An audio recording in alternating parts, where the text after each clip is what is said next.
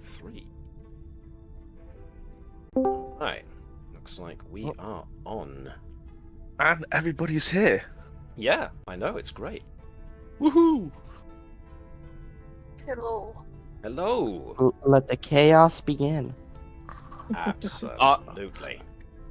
I don't cause any chaos. Lies. Like, you cause chaos just about as much as I do. I have no idea what you're talking about. Lies. Enough with the lies.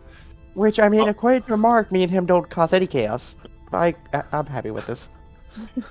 We add flavour. We add flavour. Thank you. That'll do.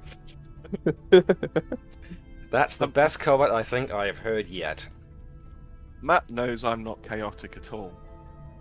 Dave, right now you are not only abusing sarcasm, you are beating it mercilessly over the head with a spiked club. Stop it, you're hurting sarcasm. I'm sorry, sarcasm. I didn't mean to. Right. So, just checking very, very quickly that everyone appears to be in and able to access their characters. And that everyone who wants to hear Sirenscape can actually hear Sirenscape. Oh, why can't I get in? Oh, it's just slow. Why can't you get in? Would you like me to open the door for you, Mark? Oh, yes, and close it several times. Okay. Thank you. Has that ghost always been there? Between Gerkow and Bonnet? Yeah. Is that supposed to be a ghost? Like, is that somebody being teleported? What the hell? What is actually I've going not on seen here? it. Yeah, I've never seen that before. What have you done, Matt? What are we actually talking about now? Pardon me? Just the background image of the sort of like the Star Trek Adventures. Aha, I see. Yes. My pardon. Yes, it's always been this one, isn't it? I think. It has always been this image, yes. You got the And Federation the ghost over there. is actually. Have you done this yet? This is actually a precursor of things to come, I am afraid to say. Yes. Oh. So, nevertheless, before we get onto that, yes, Dave. I'd say I'm willing to sacrifice Mark. Well, Phlesc, not Mark. Well, you said some Mark of you first, may so- die. It's a sacrifice I'm willing to make. All right then. So everyone is in and is looking good. So before we get started on any kind of summary or anything like that, I'm going to throw us into our intro video, and we will be right back. Hold on to your hats, folks. Don't go anywhere.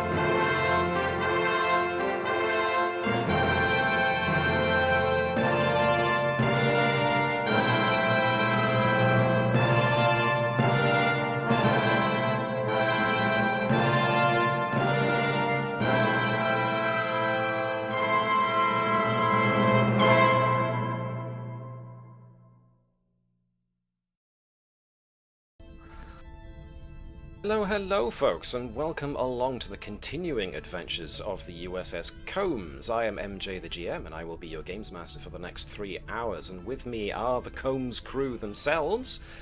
Hello. And for the first time in however long that we've been doing this, we are not only, should be, streaming directly to Twitch, we are also streaming to Moonbeam, so hello everybody in the Tabletop Guild if you're watching. Hello, Moonbeam. So yes, and also I would like to point out I have a new piece to my background that you might notice over my right shoulder to your left side of the screen. They finally built me a working warp core. I haven't actually plugged it into the house yet so that my house can move faster than light, but hey, small steps. The moment it's not burning out the mains. That's the main thing.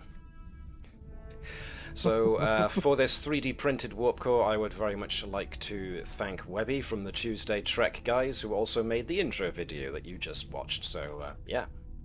Cheers, Webby. Oh. But yes, He's you're going to have to do better now. now, I'm afraid, guys. You've got the onus thrown back in your direction, so yeah. It's Careful Webby. what you wish for. It's only Webby. It's fine. Actually, I hope he doesn't watch this video now. I honestly hope he does, just for this. I'm And then sealing record whatever happens and send it to me so I can laugh. Very well, very well. Well, thank you for joining us, folks. And yes, we are on part 2 of our current episode, which means that we're going to need to do a summary. But first, before we do, we have got a YouTube channel, to plug. Chris, take it away. Hello, yes, so I have my Having a Mosey YouTube channel where I just talk about some of my favourite games of all time. Phoenix Wright Ace Attorney video is in the works. Editing's underway for the time being. Please check out my latest video, the Yakuza 0 review. It was a lot of work over the course of last year. Thank you. And it was well worth it, and it was a very entertaining romp. Thank you. So there we are. Our good doctor, our chief medical officer, has his own channel. Please be sure to check it out if you get the time. And even if you don't, put it on the background. Nevertheless, we are here for Trek. I was going to say, can I ask a question? Does Dr. Sot have his own YouTube channel? Well, if Dr. Sot were to have his own personal channel, what would it be about, Chris? It's fantastic. I think, didn't Neelix have that, breakfast with Neelix thing on Voyager? Yeah. Yeah. Yeah. I think it'd be something like that, honestly. Breakfast with Dr. Sot. Beard care with Dr. Sot. Nah, Do then you he'd be think- given secrets away of how to have such an awesome beard, and maybe not. Okay. I'll have to think about that. Not too much, though. Nevertheless, anybody else have anything else they want to bring up now before we move swiftly on with our summary? Oh, there. So, if we go back to Deck 1, we will see that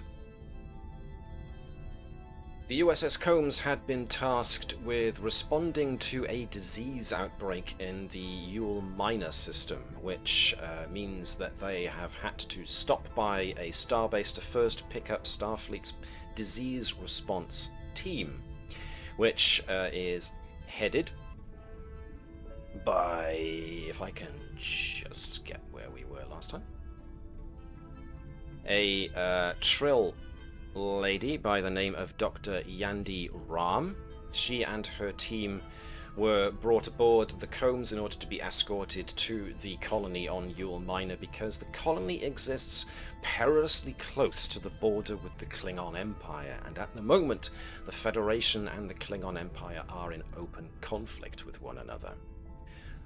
So, Starfleet thought that a swift and combat-capable craft would be necessary to ensure the safe arrival of the disease response team. Therefore, the USS Combs were tasked with this very important job. However, a simple job like delivering a disease response team to a far-flung colony has proven to be less than simple. As partway through the journey to the Yuul Minor system, the ship developed a fault in its port nacelle. Port nacelle? Or was it the starboard nacelle? I forget my terminology. Let me just quickly check on that, just to make absolutely sure I am not...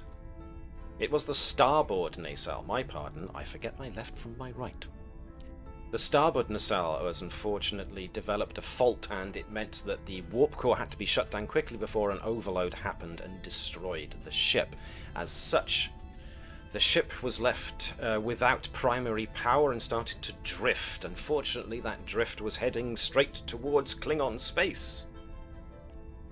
Thanks to the efforts of the engineering and the helm and the science staff, the ship has slowly been corrected as far as its engineering faults go. But it was discovered that the reason for the starboard nacelle's failure was actually due to what looks like sabotage. A component piece of the nacelle's injector array, I believe it was the injector array. Let me just find the injector assembly, pardon me, not an array. The injector assembly was removed. A piece of the injector assembly was removed from the nacelle, so that caused the calamity. What's more is that there appears to be something up with the main computer. An invasive computer program has been found, which meant that any accessing of sensors of the starboard nacelle showed that there was nothing wrong. In fact, it was looped footage. So whoever's responsible for creating that looped footage is also likely responsible for the removal of the required piece. We have managed to get impulse engines back online, which means that the ship is no longer on a drifting course to go over into the Klingon border, but there is a little small problem in that regard too, in that there are Klingon ships waiting on the other side of the border, tracking the ship. So, for the meantime, I believe that was pretty much everything. Ah, no, I'm in error. One last thing happened before we had to... No problem, Liz. One last thing happened before we had to part ways last time, which was Gerkow, our chief science officer, and Tavish, our chief engineer, both managed to track down the missing part and the first time that the invasive computer program was found to have been loaded into the system, both of which were tracked down to the primary science labs on Deck 4. And as soon as you turned up on Deck 4 to have a look at what might be going on, and you had brought your security chief, Lieutenant Gerkow, with you, that was when one of the disease response team activated a routine that shut down all the lights to Deck 4. And that was where we left things. So, before we continue onwards, have I missed any information that you want me to go back over? Or do you want to bring up a separate point that you think I need to be, or everyone else needs to be briefed on as well? No, I think I'm good. Alrighty. So, overall, we have a problem. So let's see. Yeah, we got a saboteur, and We've got a saboteur Tavish on might, board. and Tavish might get hold of them. So what happened was, yes, Tavish and Gerkow,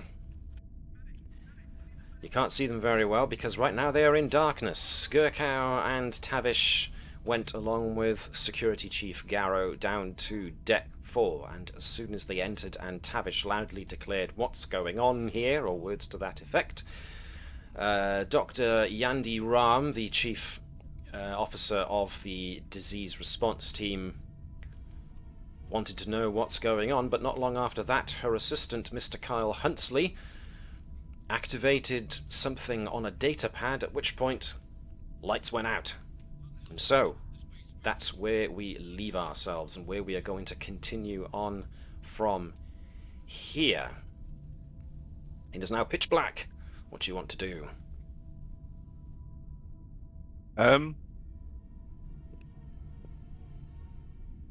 I would like to go to the door. Yeah.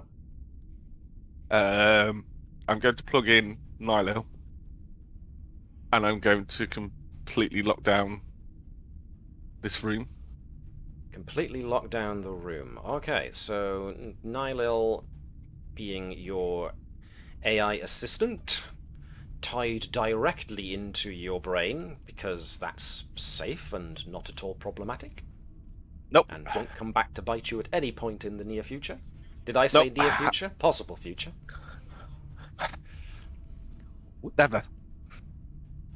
We have a great relationship with each other.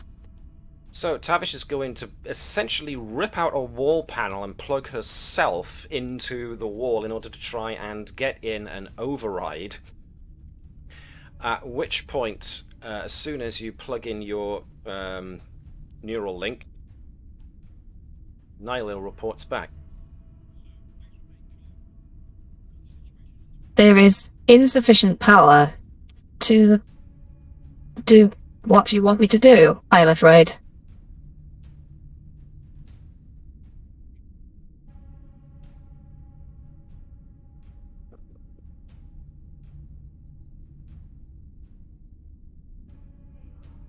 Would phasers light up the room as you shot them?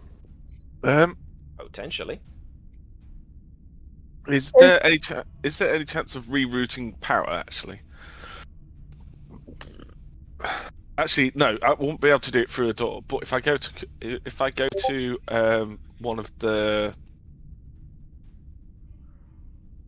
over here, go to one of the stations, I can get into. Is the station lit up? No, it is not. Is it because Observation. there's no... Sorry, Connie, I talked over you there. What was that? I just wanted to ask, is it because there's no power in the room or the ship's power? Ah, well, that's a very good question. Very difficult to tell from where you are currently, but let's see. Nylil, what can you make out of this? It appears that power is down on this deck. One moment. Altering input sensitivity. As Nylil says this, Tavish feels her eyes start to adjust to the darkness. She also hears everything going on around her a lot more keenly now. Tavish can now hear her own heartbeat drumming in her veins. She can just hear the ambient hiss of the air scrubbers providing oxygen to the room, and she can hear the rustle of everybody's uniforms as they move around. She just shouts, "Everybody stop moving, stop breathing, stop your heartbeats, I don't care."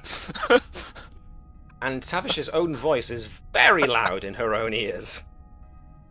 Oh my god! Oh my god! What? Okay, everybody, be quiet, don't move. As you say this, what you do hear is the sound of what sounds like somebody banging around inside of small metal walls, coming from somewhere over in this direction. Right. She walks over. Now, Walks over Garrow again. and Gerkow cannot see a blessed thing, neither can anybody else around here. At the moment. Did you say around here? Around here, yes, exactly. What Tavish can see when she gets there, even though her, if anybody was to shine a light or look directly in Tavish's eyes, they would see that her irises are open as wide as they can possibly go. So, Tavish's eyes are taking on an awful lot of information at a specific point, but you still can't see any more accurately in darkness than human vision would allow, even with maximum night vision available to a human's eyes. But what you do make out is that where there should be a panel on the wall, which would be a different colour, there's a void of blackness. You can hear the sounds of something rattling about inside of a contained metallic space, and it's getting further and further away. All right, I'm going in. You just leaving Gerkow and Garrow here? All right.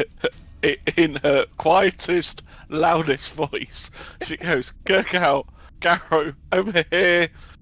Follow my voice. Get here quickly, please." Okay. I think as Gerkow makes her way to Tavish, she's going to contact the bridge, say that there is a saboteur and we're on the trail, but if they can track life signs in the Jeffrey tunnels or the comm badge associated with that person, then it'll make our job a bit easier. Okay, cool. When Gerkow taps her comm badge, she gets nothing back. Tellarites, don't they have a keen sense of smell? Tellarites, indeed. Let's check that. Could use her like a truffle Tellarite. Alright, let's see. Tellarites are argumentative, intellectual honesty, rigorous skepticism. They greet each other with criticisms, complaints, and insults. Tellarite has a keen sense of smell and a high tolerance for many common drugs, toxins, and inebriants. Space Dwarves. They also have excellent eyesight and an acute perception of distance, depth, and dimension than humans. So, at the moment, Tavish is experiencing things only slightly less able than a Tellarite would do. So, and I'll lead the way. Yes, indeed. So Gerkow has got a pretty good sense, but it is total blackness, especially when you go into the Jeffries tube. But you can, whereas Gerkow can get a smell of human perspiration, and it's definitely human perspiration because, as the Vulcans have told us, humans have a certain odor that it takes a while to get used to. Whereas Tavish at the moment is having to deal with the fact that her eyes are taking in a lot more information to the point where she can start to feel the strain on her eyes from her AI partner keeping her irises wide open. But also the acoustics in the Jeffries tubes are, shall we say, loud.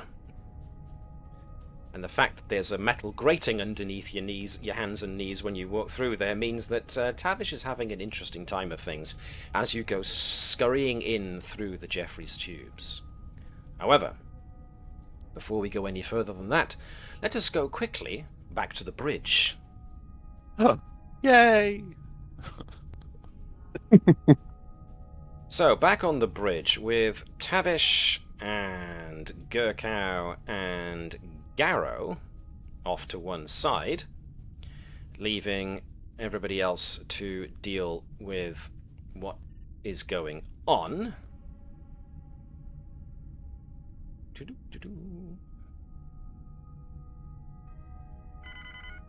There is a sensor alert ping, which can be picked up by both Bonnet, the helmsman, as well as Ensign Akos, stationed currently on the security tactical station. Being operations officer means Phlesc would also get this sensor's notification. Those Klingon ships that you just had on sensors as mirroring your flight path on the other side of Klingon space, they have just disappeared from scope.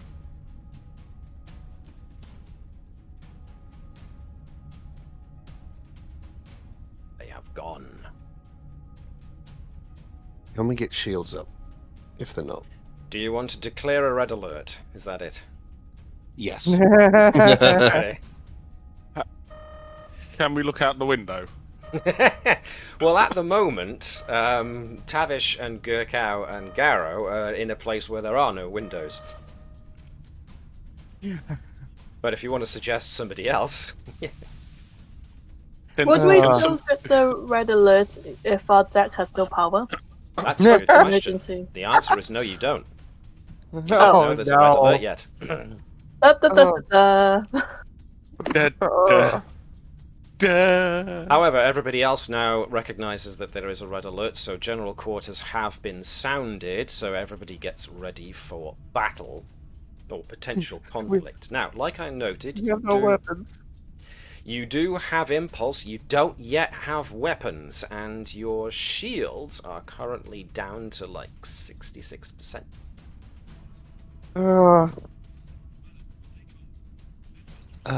Shields are at least online, Yes, so they we've are. got something. So Phlesc would try and grab the engineers to try and get weapons online. Righty.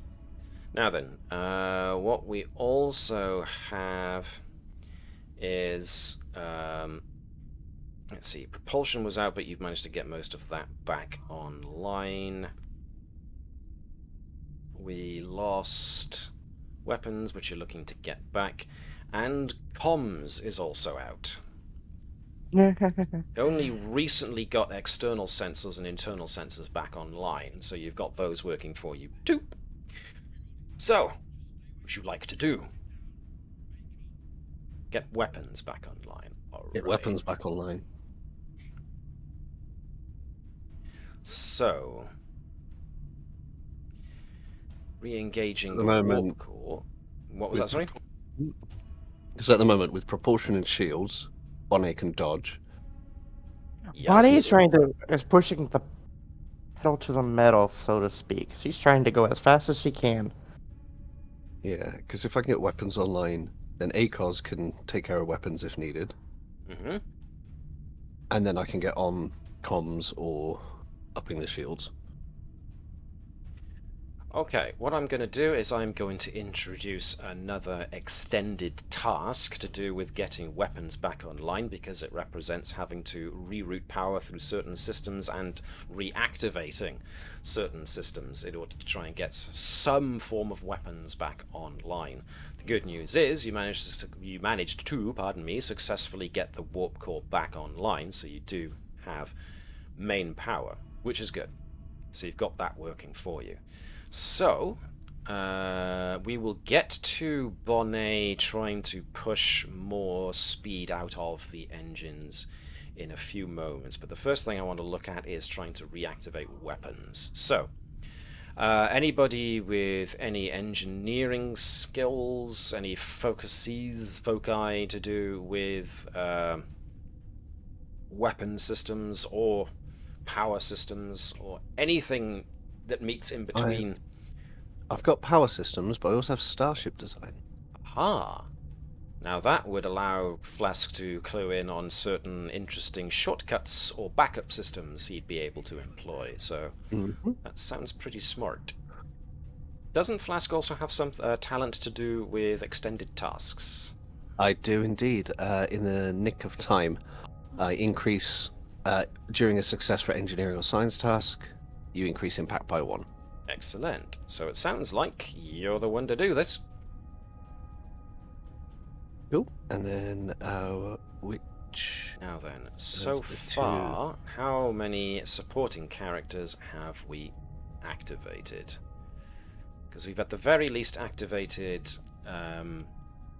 Garrow. We activated somebody else too. I'm going to suggest that was probably Lieutenant Dufresne. Or was it Kenson? Might have been Kenson, actually. If we're a bit short on NPCs, I have determination, and I'll buy a momentum and just chuck myself at it. You have got the ability to activate 3 more if you need to, but yes, Dave. Oh. We did activate Kenson last It was time. Kenson, I was right. Okay, cool. So you've got Tell you what, Kenson then. if you want to use Kenson as well. Ensign has more power, which is to do with the rerouting power major action, so Not. Not exactly Yeah. what we need for this situation, so it's just going to be mostly her maintenance talent, I suppose. Yep. So it'll be me and Carly Kenson. Okay, so Dave, since Kenson is one of your engineering peeps, why don't you go ahead and let's do... Ooh, now then, this sounds like it's going to be seat of your pants type stuff, so I'm going to go with daring and engineering for this. As far as Kenson is concerned, maintenance might be your best focus there. Okie dokie. Cool. I'll use my last star cross on this and Okay. spend the momentum to buy an extra dice. Yep, definitely. Kenson's already overworked, bless her, so she's already feeling the strain and is helping, That in inverted commas. That's because her Empress is not there with her. She's not feeling as pressured to get the job done because Tavish is elsewhere. Everyone's Yeah. taking 5, having some time off for a change. Gotcha. Right, I'll get my character notes ready.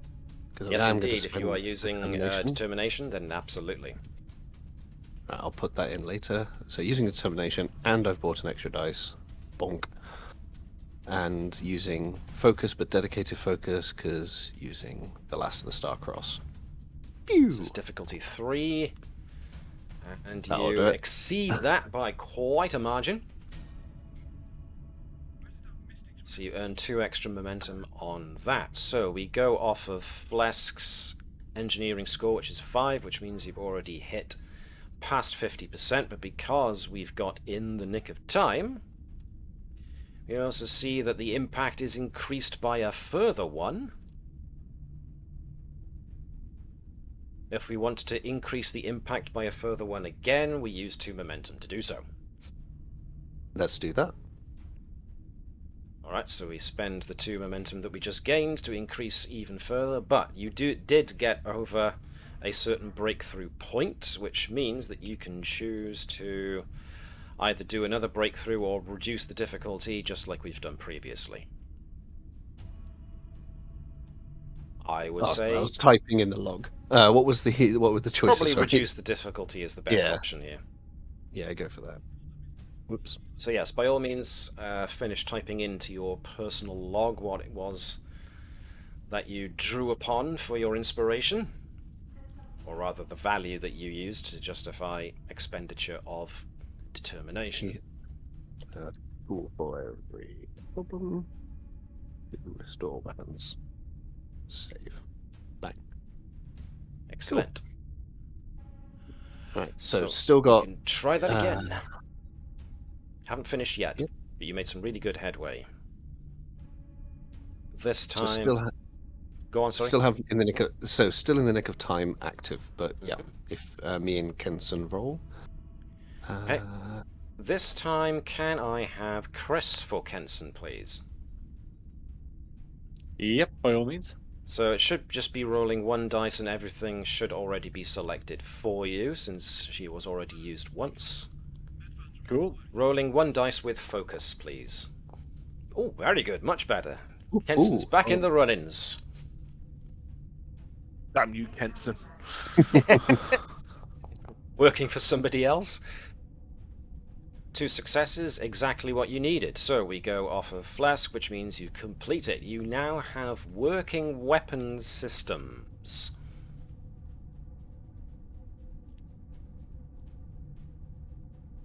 I didn't like how you said that. Right, Ensign Akos, you got weapons ready. Excellent. I guess. So we've got the warp online. You got main power online with the core, yes, but you don't have warp speed. Okay. We're still not going towards the Klingon border, are we? We've actually managed to Which is a good divert away. point. Because you have impulse engines, yes, you're able to turn away now. Much easier. But you're going at sublight speeds, so at the moment you're only going under impulse speeds. I think I'd want to get the comms back online then. Well, before we go anywhere near that stuff, we are going to go to Bonnet, who apparently is going to be trying to get as much juice out of the impulse engines as she possibly can. So let's see. Well, yeah, you've got you've got plasma systems, you've got warp theory, you've got propulsion, you've got everything you need to do this kind of thing. Technical expertise isn't to do with this. Resolute is something else. Flight controller, pathfinder. Nothing else that suggests anything that can give you more of a boost over than what you've already got. So this is going to be pushing power. This definitely sounds more like daring than it does to control, because you're trying to strain the engines to coax more power out of them. But it definitely means that you qualify for con over engineering.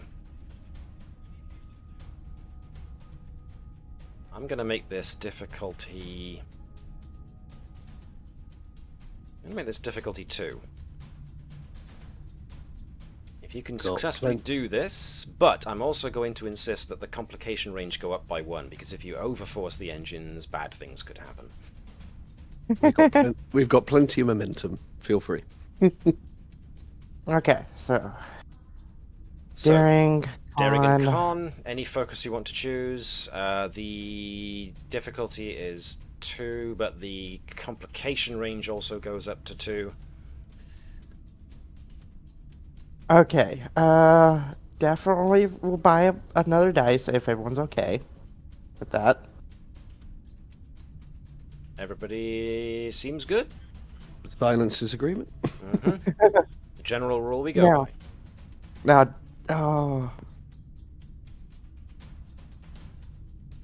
Anything else? I really almost, you know what? I'm going to use my dedication for Fast and Furious. Alrighty. Remember, after we're done, to note it down in your character's personal log. What value you used and when you used it and to what end. Good lord, 5 successes. Bada boom, bada boom. Alright. Bonnet, pulling on her piloting prowess, does manage to throw some extra juice into the impulse engines, since the warp engines themselves aren't being used at the moment. You are now going not at full impulse. Well, actually, you're going at just over full impulse, which means you're not yet hit actual light speed, but you're pushing the boundary on just underneath. So everybody down in engineering at this point in time is going to notice a very big spike in power output going towards the impulse engines. And, yeah. Dials and indicators start rising up close to the red line. Power has been shunted successfully to the impulse engines, which means you are going faster now, and pointed generally in the direction of Yuul Minor, but you are still going at sublight speeds. So this will still technically take you a while, but you've at least got speed on your side as far as impulse goes. But you still don't know where those pesky Klingon ships are. Meanwhile,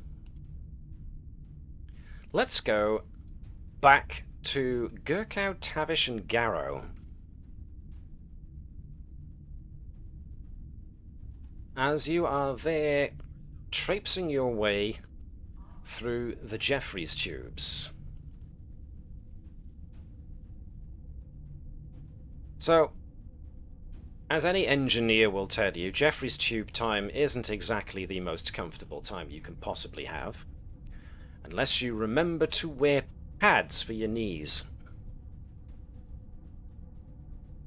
Also, because Tavish's AI is boosting her perception input levels, everybody's rattling of the metal grating underneath them is making Tavish wince a little bit every time they do it. But what Tavish can pick up is the sound of somebody else further ahead in the Jeffries tube. As Tavish and Gerkow and Garrow are coming along...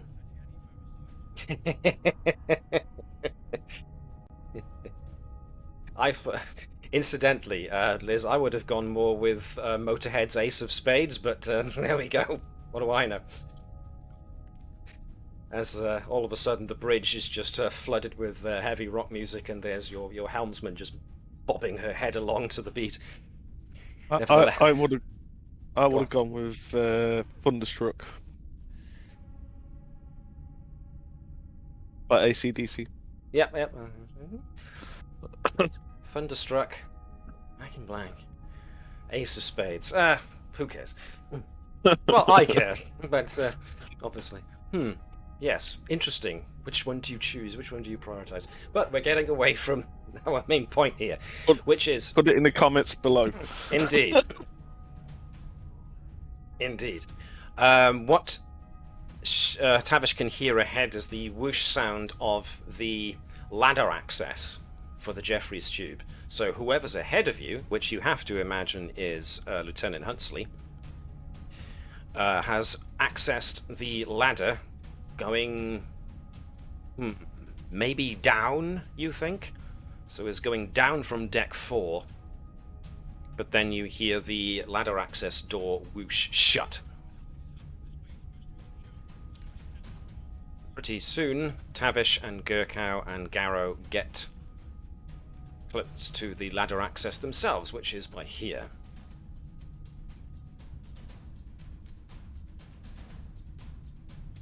So, do you have a plan of attack here, or are you just going to continue pursuing them as fast as you can? Pursuing them as fast as we can. Okay. Garrow... Go on, sorry. I was going to say, reasoning for that is because I think if we start shooting phasers in a confined space with all of the stuff in the Jeffries tube, we're going to start taking down, maybe wrecking some systems. Good point. And I don't really want to do that. Garrow offers to take point when it comes to going down the ladder because he is security chief and he doesn't want any of you guys getting shot. It's his job to be your shield. So Garrow volunteers to go first. As soon as Garrow opens the ladder access door, you all look down and you can see that on the level below you, the lights are actually on.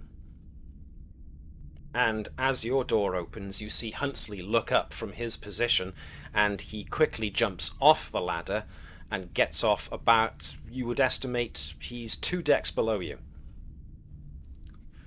Which would put him on deck 8. What's on deck 8? Let's have a look. Astrometrics, the Chief Science Officer's office. Deuterium processing. Ooh. Docking ports, the ODN EPS main trunks, you could do damage there. The deuterium tankage, lots of damage you could do there. And the upper premix chamber. Plenty of things on deck 8 that could cause problems. I just want to point out our team hasn't got the best history with ladders, so just... Yeah. That is a damn good point. Fine. Keep going. I believe that nothing will happen. All we have to do is keep those 2 doors open and we'll just jump down. Like, if we keep the rest closed, just jump. No need for climbing, nothing like that. When you say jump, I hope you don't actually mean hurl yourself into the air and let gravity take you. What I actually hope you mean is more the cool slide down the ladder thing. Yeah, I was thinking the cool slide down the ladder thing. But you can't slide down these ladders. They've got no handles. It's just that's a darn good point. They are wall brackets, aren't they? You want to try and do a superhero landing from 2 decks up? It's fine. Oh. That's going to hurt your knees in the morning. All right then, I mean, for this. Doctor Salt to the away team, don't beat yourself down the shaft. Okay. I'm doing it. All right, this is going to be fitness and, security. If Gerkow's going to hurl herself forwards, then good God, Garrow's going to need to do it too. Oh God, that means I'm gonna no. The moment Gerkow sees Gerkow attempt this, he knows he's going to have to go first, and then Tavish knows she's going to have to do it because she can't be one-upped by Gerkow.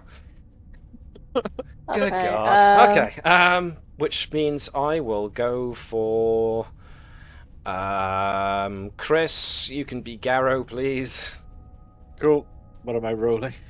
Everybody is rolling fitness and security. I don't know that anybody has got a focus for jumping 2 decks down and landing properly. Focus on survival. Survival would suggest you don't do this. I would counteract, but maybe survival lets you, drop and roll or something. I don't know. I would like to propose that I'm using my did the reading talent. The fact that I am going for this so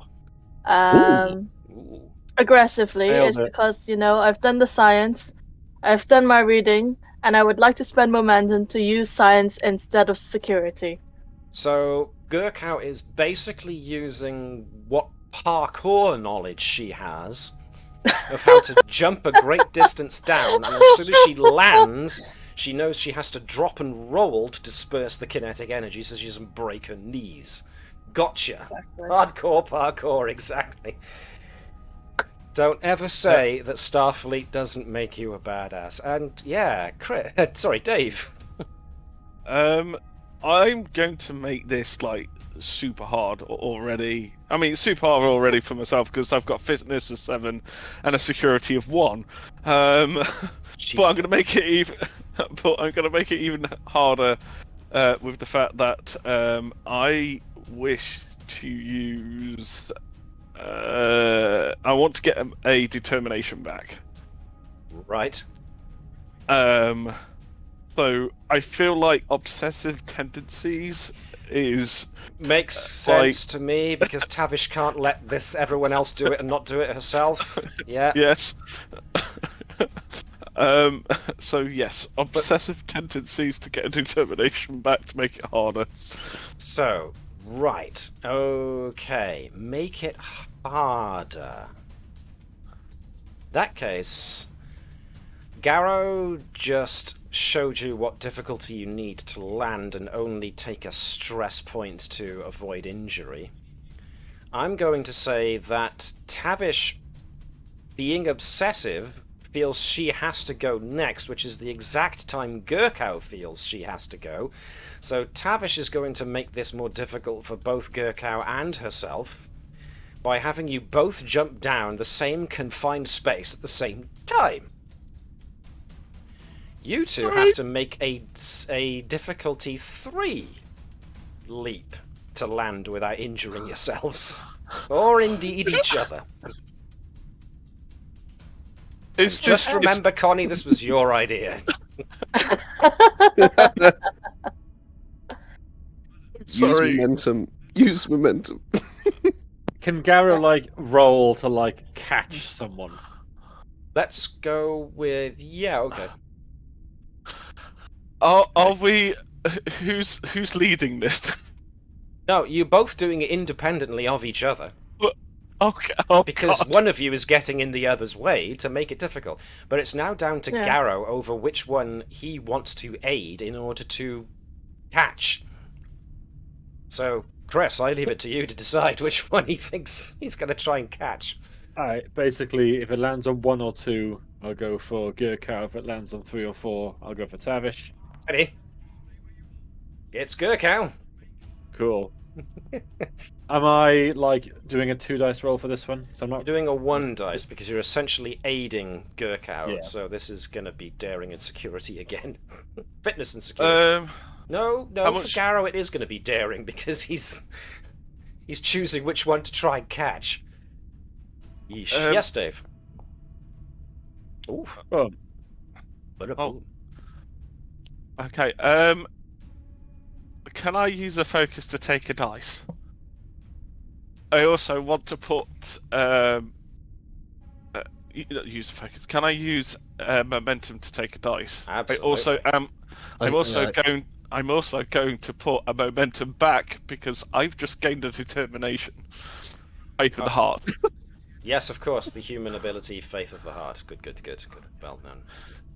Yes. Which means you take one and you give one back. Okay, yep, cool. Yeah. That's a free one for Gerkow then. So I'm gonna take that momentum, and with did the reading, I also count as having focus. So, fitness and science. Yeah. I've got an argument to use experimental technology. Denied. I don't see how that could possibly apply to not wanting to be outdone with the superhero jump. Landing on her head. However, what I want to will point out, state... I want to actually. Okay, AI programming. I've just realised that Gerkow has the anti-grav sled.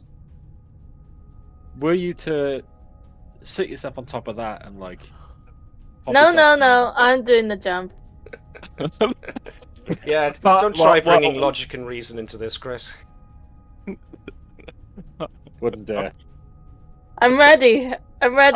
However, speaking of experimental tech, what Tavish does get, Dave, is... This appears to be unwise. Well, Milo, sometimes humans do things because of their pride, and unfortunately, this is one of those times. And I'm sorry. But also, Geronimo! Are you really sorry though? I don't think you are. Okay. Not enough. It's not enough. Oh dear lord. Who didn't roll extra dice? Gerkow didn't. No? No, I've only got the 2 dice. No, you got 3. Oh. Because Okay. you're rolling 2 for yourself plus Yeah, 1. because you bought one. You bought a free one. So roll another one. No. I used my momentum to did the reading, which would give me focus and science. But Take another one? I also have the Karagite Order of Heroism, Aha. which means I can avoid injury for free. Right. Well, Right. you know what? Right. I think that's me done for this game. Okay. God damn What you, do Connie. I go? Okay, so what happens is Gerkow can avoid injury for free. Why has Gerkow got 3 stress missing? Is this from last time? I wouldn't have thought so. And because you are avoiding injury for free, you don't have to spend stress. What happens, however, is that Garrow takes a point of stress because he gets Gerkow land on him. But thankfully, Gerkow lands on him in a way that isn't too injurious, but he still has to burn a point of stress to avoid the injury. Tavish will have to burn 3 points of stress if she doesn't want a serious injury.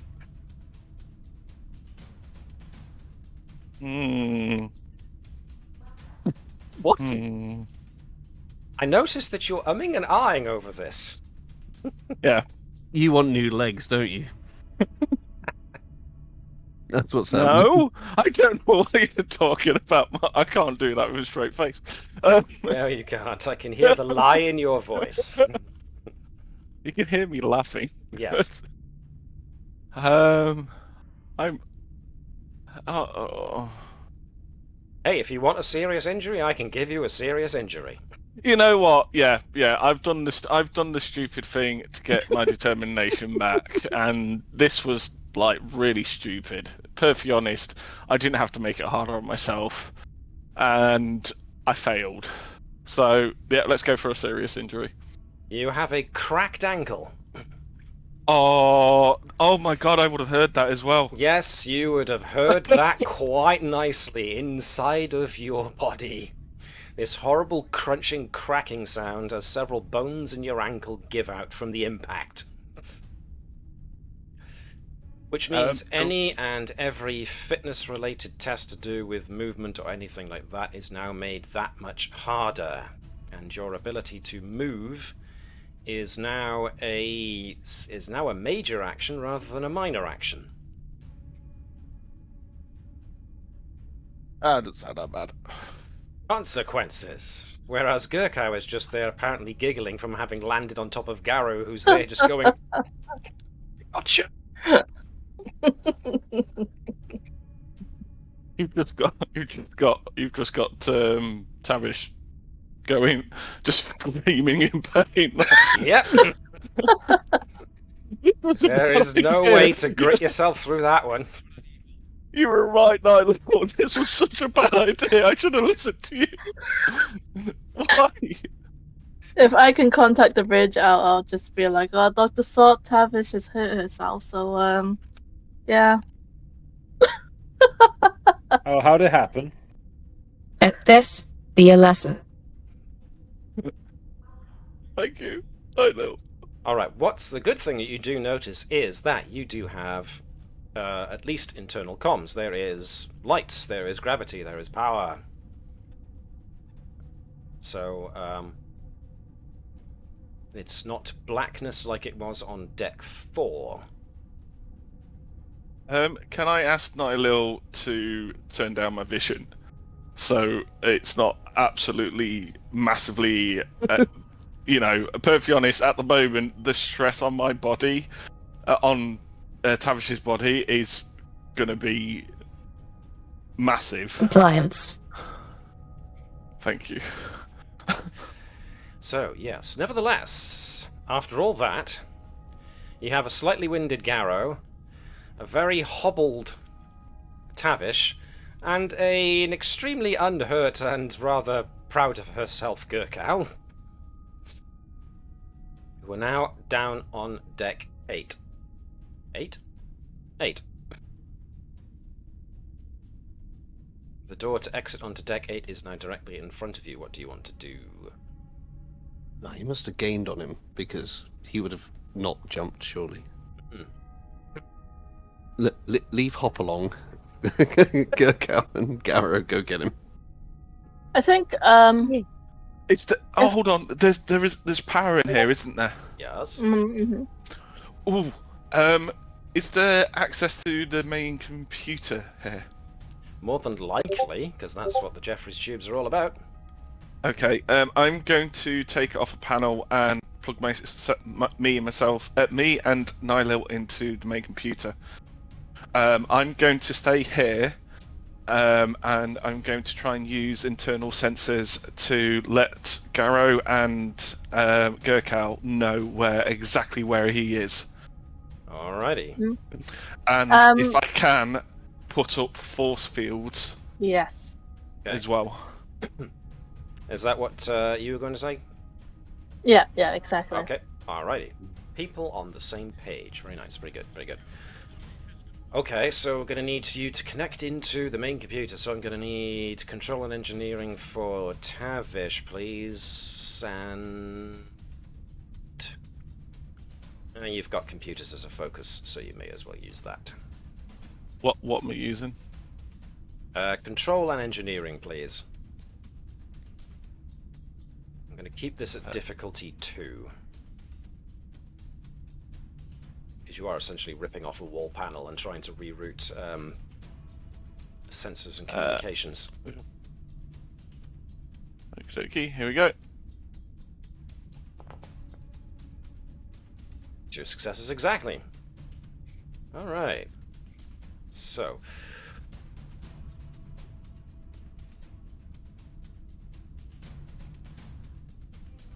Let me think. Tavish goes off to one side, pulls off a wall panel, and starts plugging her her neural implant directly into the wall on the Jeffries tube, and starts using it to access communications and sensor data. Sensors at the moment are having some trouble, but getting them back online with 2 successes, you get an indication that there is another life form reading not far from the entrance to the Jeffries tube. Suggests about 1, 2, 3, 4, 5, 6, 7, 8, 9, 10, 11, 12 meters or so away from your current position, which is not far at all. Okay. Yeah. Am I cutting out for everybody else? You are, yes. A little Yeah. bit, yeah. Not massively. But... Yeah, not massively. Okay. No dropped frames so far, so we're good. Okay. I will endeavour to do better. Alright, I'm going to communicate with Garrow and Gerkow where he is. That he's 12 meters in front of them, and he's not that far. And that I'll keep them apprised of where he is and where he's going. Okay, so 12 meters is roughly this corner here.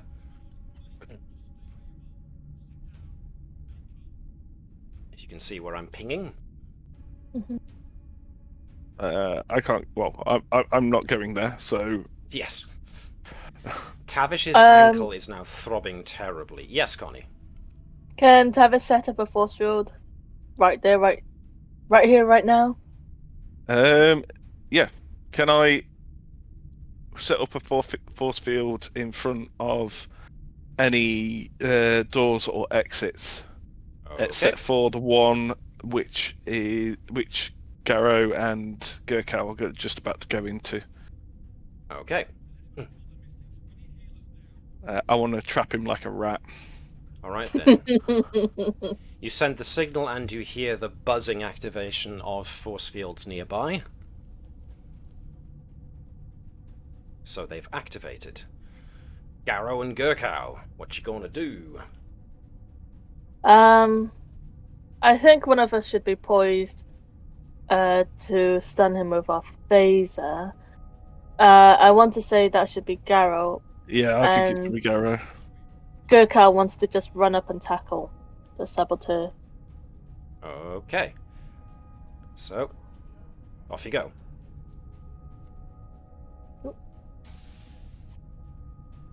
So, Chris, if you can stay in charge of Garrow for now.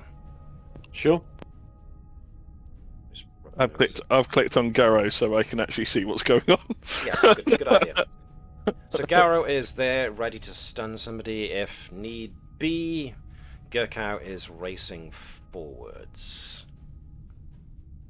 Alright, so it's this corner here that he should be at, and you definitely hear somebody cursing about the force field. As soon as Gerkow makes that turn, she sees Huntsley, but just as she's about to tackle Huntsley brings up what looks like a hypo spray and then depresses the button, which unleashes a spray of chemicals in Gerkow's face.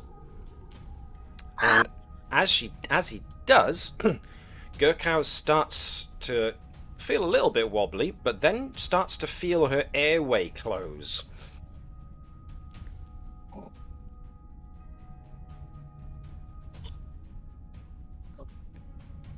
So Garrow now has a choice.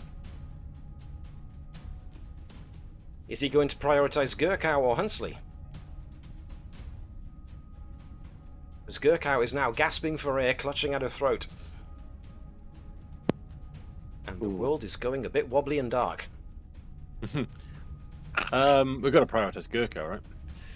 Alright then. Yeah. Huntsley runs up to the door. When he opens it, he sees there's a force field. He gets out the pad, hits a button, and the force field deactivates. Tavish, who's monitoring this situation, suddenly feels a rush of data go through the computer network, as all of a sudden Nylil and Tavish become aware of a program that just activated and went through the security subsystems and just overrode them. Huntsley, gets away, but he did drop the hyperspray. On my end, that computer system, Yes. that program being used, can I analyze it and then erase it from the security systems? That's going to be potentially a job and a half to do. It'll take all your focus to do. Meanwhile, Garrow, you've got a Gerkow who cannot breathe. What are you doing? Yeah, good question. What can Garrow do in terms? Oh, he's got combat medic. Would that factor in at all? When attempting a medicine task during combat, you can increase difficulty. Pick one He's trait got which 4 medicine on the quiet. Actually, He's so, actually, like... yeah, he's not bad for medicine. So What like... I'm gonna ask you to do then, since if you think he's got the chops for it, which it looks like he does, is have a look at reason and medicine to see what it was that Gerkow got sprayed with, thanks to whatever setting is left on the hyperspray. I make this difficulty 1. Cool. So medicine, and what was the attribute? Sorry. Reason. Reason. Thank you. No focus is it's a talent. Right. Yeah, he reduces the difficulty by 1 for whatever trait is making it difficult. So yeah, he should be fine. Yeah, oh yeah, more than I expected you to get. Right. It looks like that the hyperspray was set to release a paralytic neurotoxin. And from the way it's configured, it was set to Bajoran. So it looks like Huntsley expected Garrow to come round the corner first and was going to spray him with this, which would have just knocked Garrow out. Unfortunately, a Tellarites system doesn't react the same way as a Bajoran's would, and it's telling the neurotoxin has unfortunately had a different effect and is telling Gerkow's body to close up the airway and stop breathing.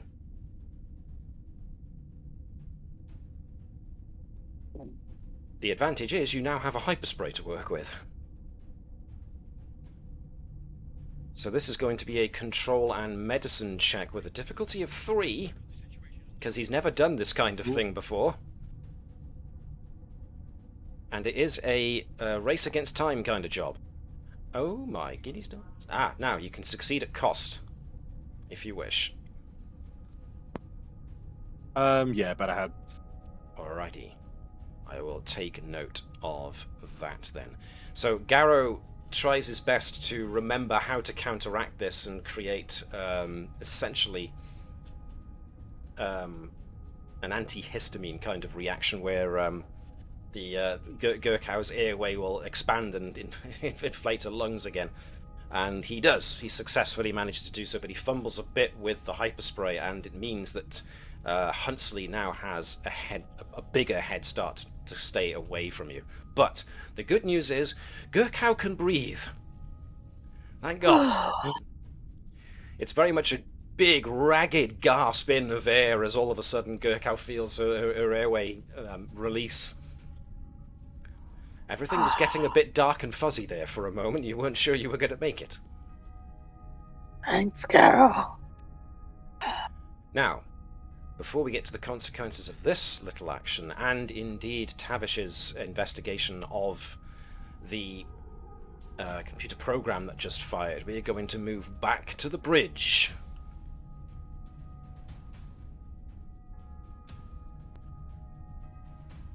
Be right back. No problem, Chris. That's a good point to take a quick breather. I am going to ask... Let's see...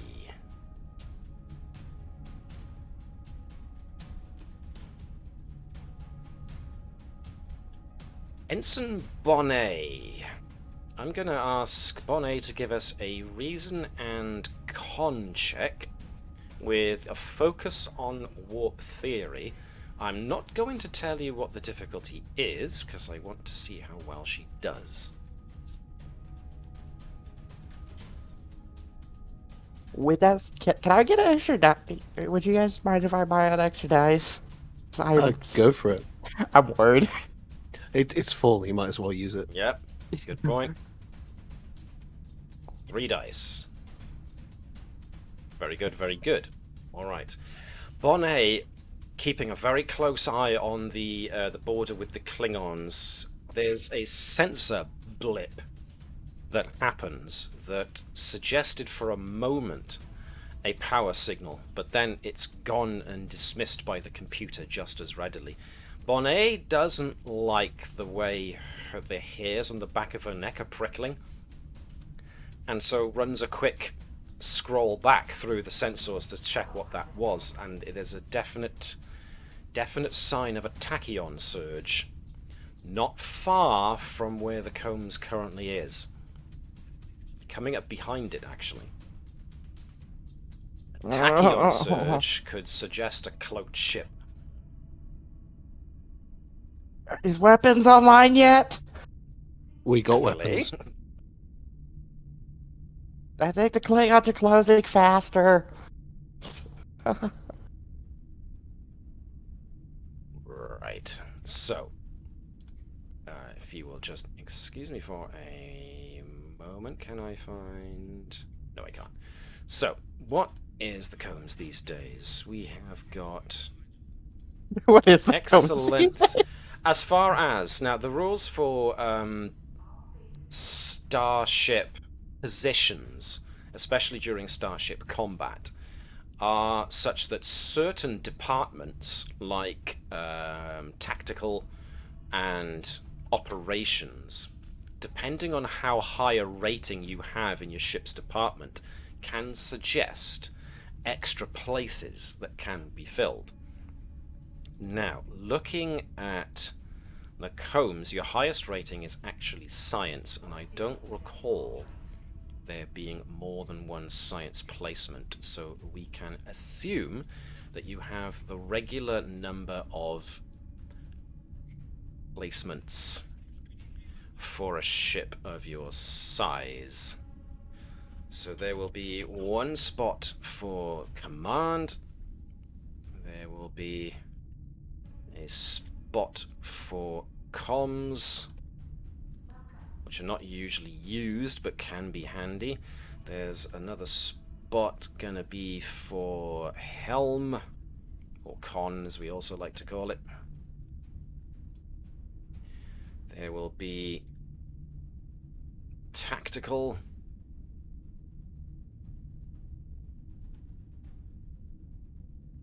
There will of course also be operations, which will shorten to ops.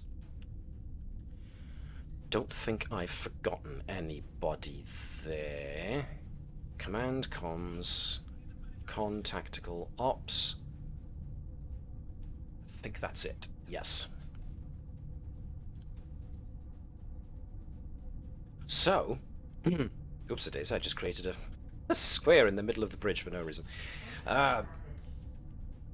So, we are at red alert. Bonnet has suddenly asked for, do we have power to weapons? Did she do that out loud, or did she check that? Both. Both? Okay. At which point Captain Sobek does interject. Have you spotted something, Ensign? A blip of tachyons behind us. Possibly cloak ship, because Klingons. Those rally bastards. Very well. Combat status. And so, for the sake of combat status, we will assume that our con is going to be taken by Bonnet. Now, the issue we've got here, of course, is that other officers are in different places on the ship. But moving between departments and moving between levels on the ship, as long as turbo lifts are in use, is not a problem. So we should be good for that. Let me just quickly organize this. So this is mainly because I bring about you have got 3 crew support characters that you can bring in, and that would fill out the 3 remaining posts of command, command, communications, and tactical.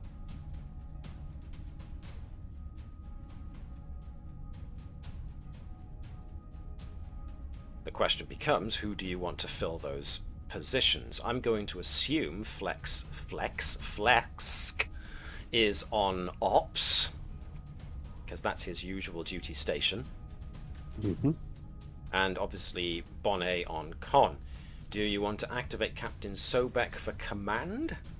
I will assume yes, unless you want somebody else to try and take command in the meantime. No, Sobek makes sense.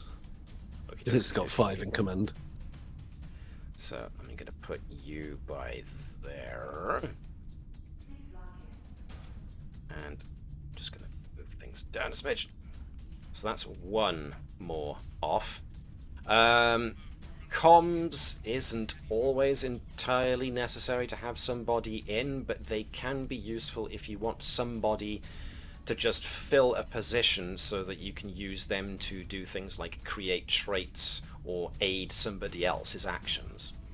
This could easily be done by Dr. Sott, unless you want to activate somebody specific, because like I said, communications doesn't necessarily have to be filled by the communications officer, because in a battle situation, unless you're trying to actively hack or prevent somebody else's communications, which can still be an idea, the communications post in combat is usually good for somebody who's extra, who can jump about and just give aid or create traits. So the question I'm posing then is, do you want to activate somebody for the comms role, or shall we put Dr. Sott there?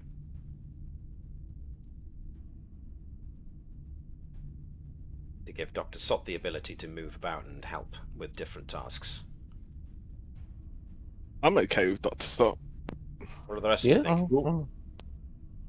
Oh, I'm what good does with Chris that. think? What does Chris think? Yes, good question. Yeah, no, it was cool. Alright. So Dr. Sott, he's got that bedside manner thing going. But, of course, your tactical officer is also your security officer who is busy chasing down a perp.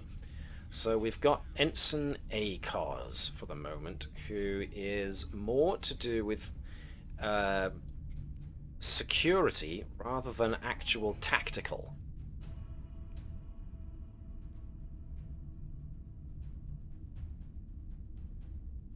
So who do we have that could be... I mean, you could go off of control and security of 10 and 4, which isn't bad anyway, unless we think we have someone loitering around that can do the job just as well.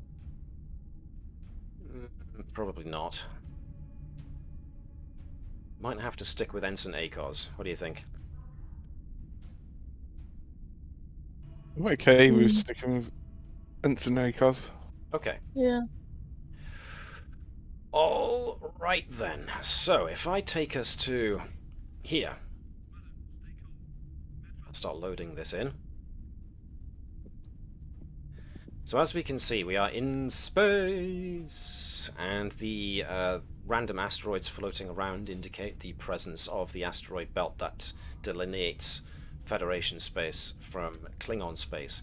Currently, you were getting close before, you've stabilized your course now, but you have got pesky Klingons somewhere nearby. Oh, can I ask a question Of course. before this gets started? Mm-hmm. Due to my my neural interface. Yeah. Yeah. And seeing as I am still hooked up to the main computer, yeah. If the combs gets any damage while I'm hooked up, yeah. Good point. I'm just saying. I'm just gonna let you know about that, Matt. Yeah. So, I think because you said you were going to be dedicating your time to, what was the task? You were going to analyze that that application that executable file that got activated and ran across the data network. Yeah. That was your goal and your sole focus. As a result, that shouldn't have you interfacing with the system as a whole, unless the ship starts taking some serious damage to certain systems. You should be okay. But we will have to see, won't we? Yeah. So for the Sorry, moment, guys. you shouldn't be. Travis shouldn't be in any immediate trouble of that neural link feedback thing going off. But if the ship starts taking too much damage, it could be a different matter entirely. Sure. Okey-dokey. I believe in you guys. Do we have time to launch one of our decoys? Decoys. We made decoy beacons previously. Huh. Good point. They were a quick job kind of thing, if I remember, but if you've done it once... Oh, no, wait, no, that's right. You did launch decoys to try and give the impression that that was a previous mission, wasn't it? Yeah, so we would have the schematics or the designs. I could just use it to either buy us time or get them to target the wrong ship. Let me think. Who would be best for that? At the moment, I think Phlesc would have to be. So another bit of daring and engineering jobby there, but it'll be knocked down to a difficulty of 1 because you've done it before. And, that means that Phlesk's turn, this in air quotes tactical turn, will be spent bringing up and deploying those decoys. Cool. I got deflector shield and force field technology, or warp field dynamics, or transport Field directly. dynamics would work better because you're trying to mask your energy signature to appear to be that of something else. So that would make more sense to me. Cool. And I don't feel like I need momentum, so I'm just going to roll the 2 dice. Alright. Well, Ooh, would you look at yeah. that?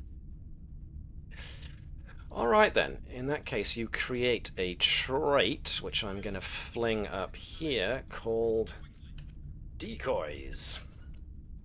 Because you've got 3 successes, I'm actually going to up the potency of it to 2. So, that was Phlesk's turn. Yes, Mark?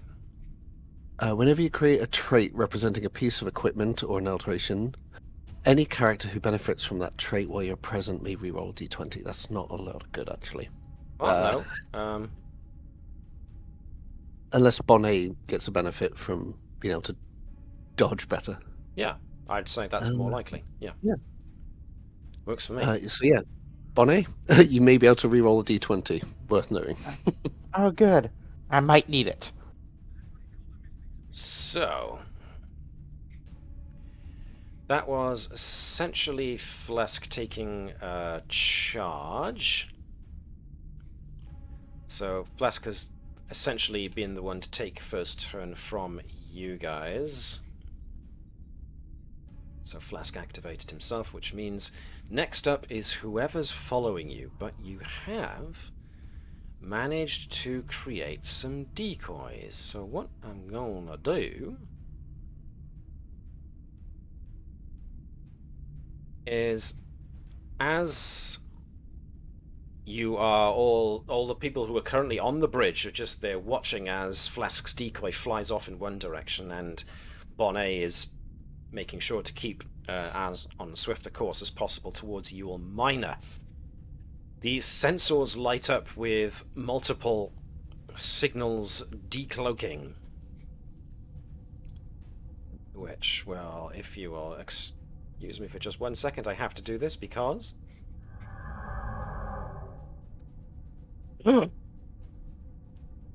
Yes, the Star Trek Adventures version of Mirror Image, very nicely done. A trio of Klingon ships appears, one of which is a D7 battlecruiser, the other 2 are birds of prey, and they start flying in the direction of the decoys. Nice. Ah. They've moved, and you read weapons fire coming off next. This is where I'm going to allow... Let me think here. Phlesc has already had his turn. You need to get a cloak to maximize... Well... time and all that, we shall see.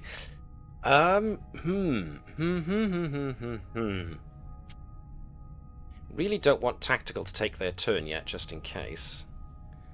Bonnet could set up a defensive posture.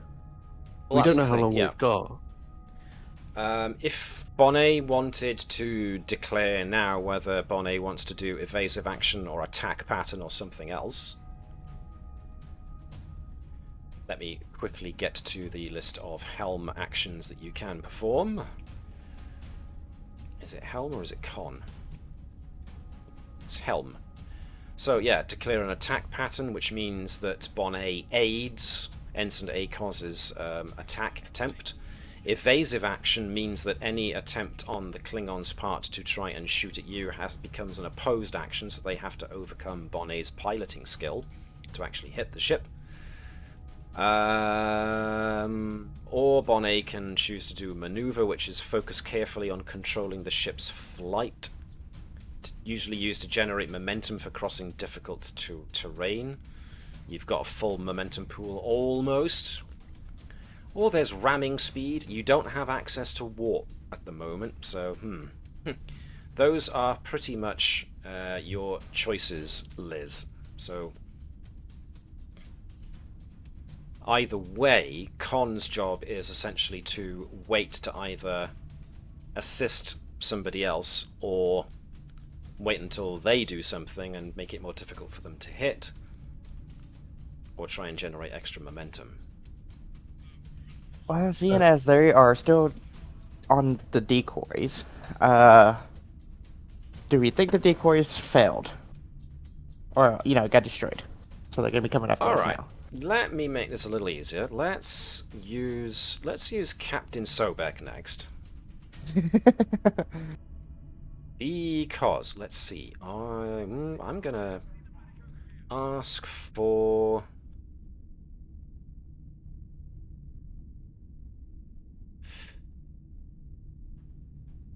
Connie, can you be Captain Sobek for me, please? And I would like you to use Insight and Command for Captain Sobek with a focus on observation. Okay.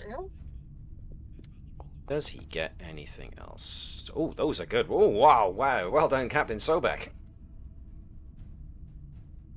All right. Sobek is watching all of this unfold on his armrest monitor, or the armrest monitor that sits between himself and the XO's chair.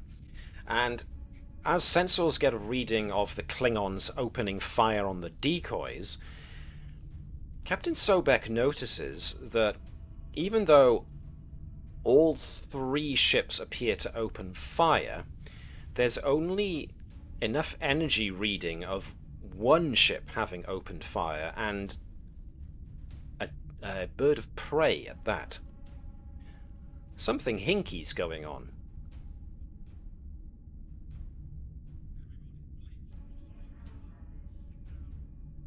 It appeared, visually, that all three Klingon ships opened fire. Sensors, though, suggest that there was only enough power output to suggest that one ship opened fire. Did they also have decoys?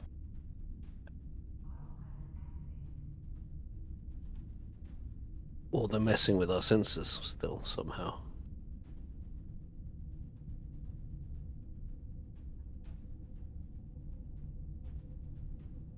So what do you think? What would you like to do?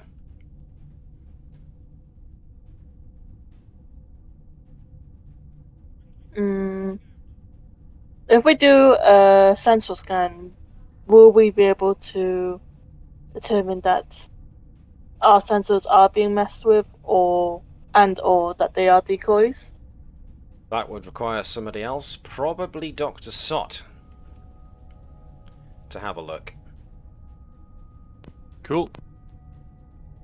So from Dr. Sott, I will need control and science, please. Which for Dr. Sott is no problem at all. Unless, of course, And yet, you roll a 20. Legion of Honor. Alright. We'll ignore that 20. We'll go with just the one success. Alright.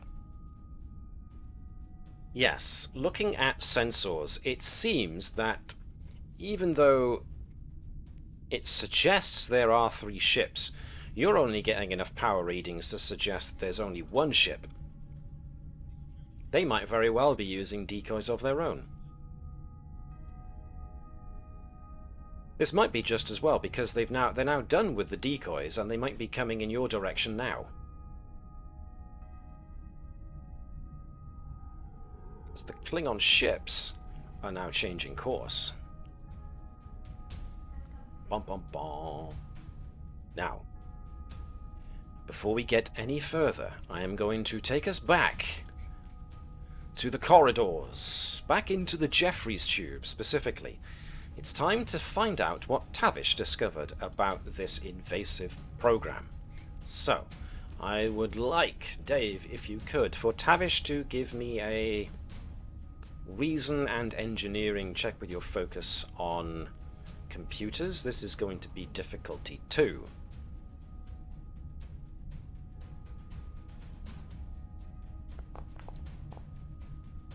Oh, very good. Exactly what you needed. Right. So, tracking the progress of this invasive program, you do discover that it is indeed an alien program, and it seems to be overriding security. The thing that troubles you most is that by the looks of it, it's already in the system. This could very well be a similar computer virus or computer program that was installed in the ship's systems, the same way that sensor blocking program was, that was just playing the security feed on a loop for the starboard nacelle. But this one looks like it's been lurking inside of the security system, ready to be activated, and now it's been activated, it's fully operating. It seems that Huntsley is using this to disable internal sensors so that he cannot be tracked.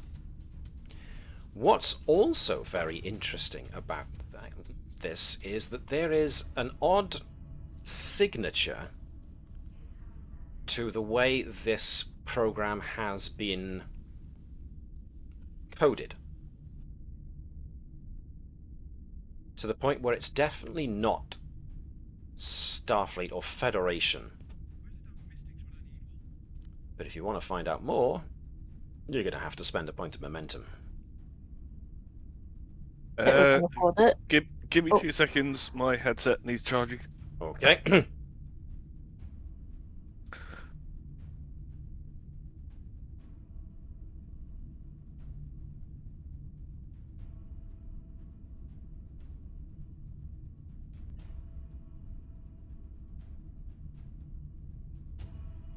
I'm happy with the momentum spend. Pregnant Just silence. gets to it. Yeah, if you want, you can check off the momentum if you think he's going to do it. I think it's worth it. Okay, I'm back. Excellent. So Mark assumed that you would want to, as with the others, just assumed that you would want to spend the momentum to ask a question. What was that? Sorry, you broke up. Yeah, he cut out a bit there. I did I? Okay.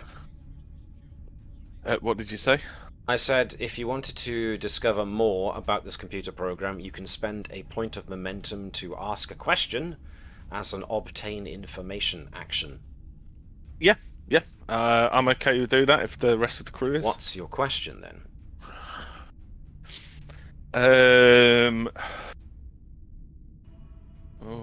So to find out more information about this program. Yes.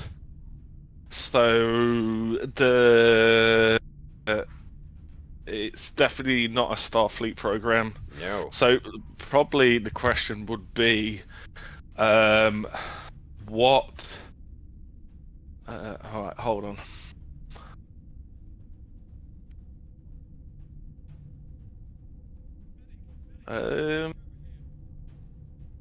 What? The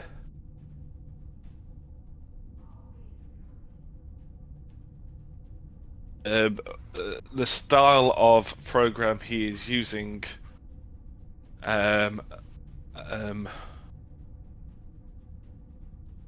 What is it closer to, if it's not Starfleet? Rather than it being closer to, it's actually almost spot on. You've discovered this kind of invasive program before. It's got Orion handprints all over it. Oh.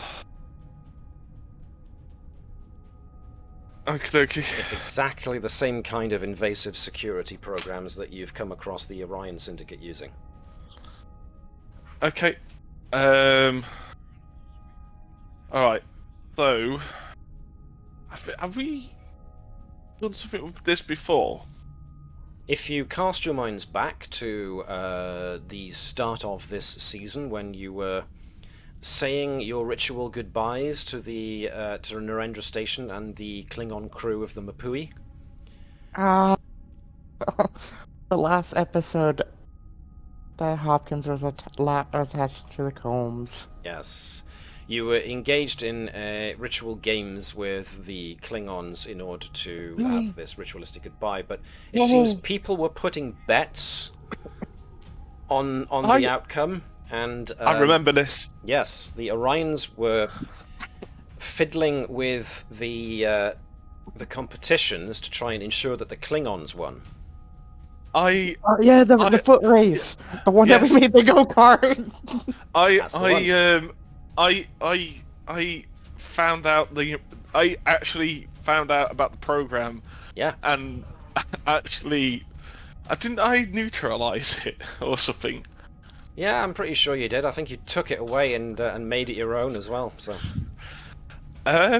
So going back to that then, yeah. Yeah. Seeing as I think Nyla was a part of me at that point. Yeah, Nyla was. Yeah. So going back, yeah. So I've got a plan of action for this.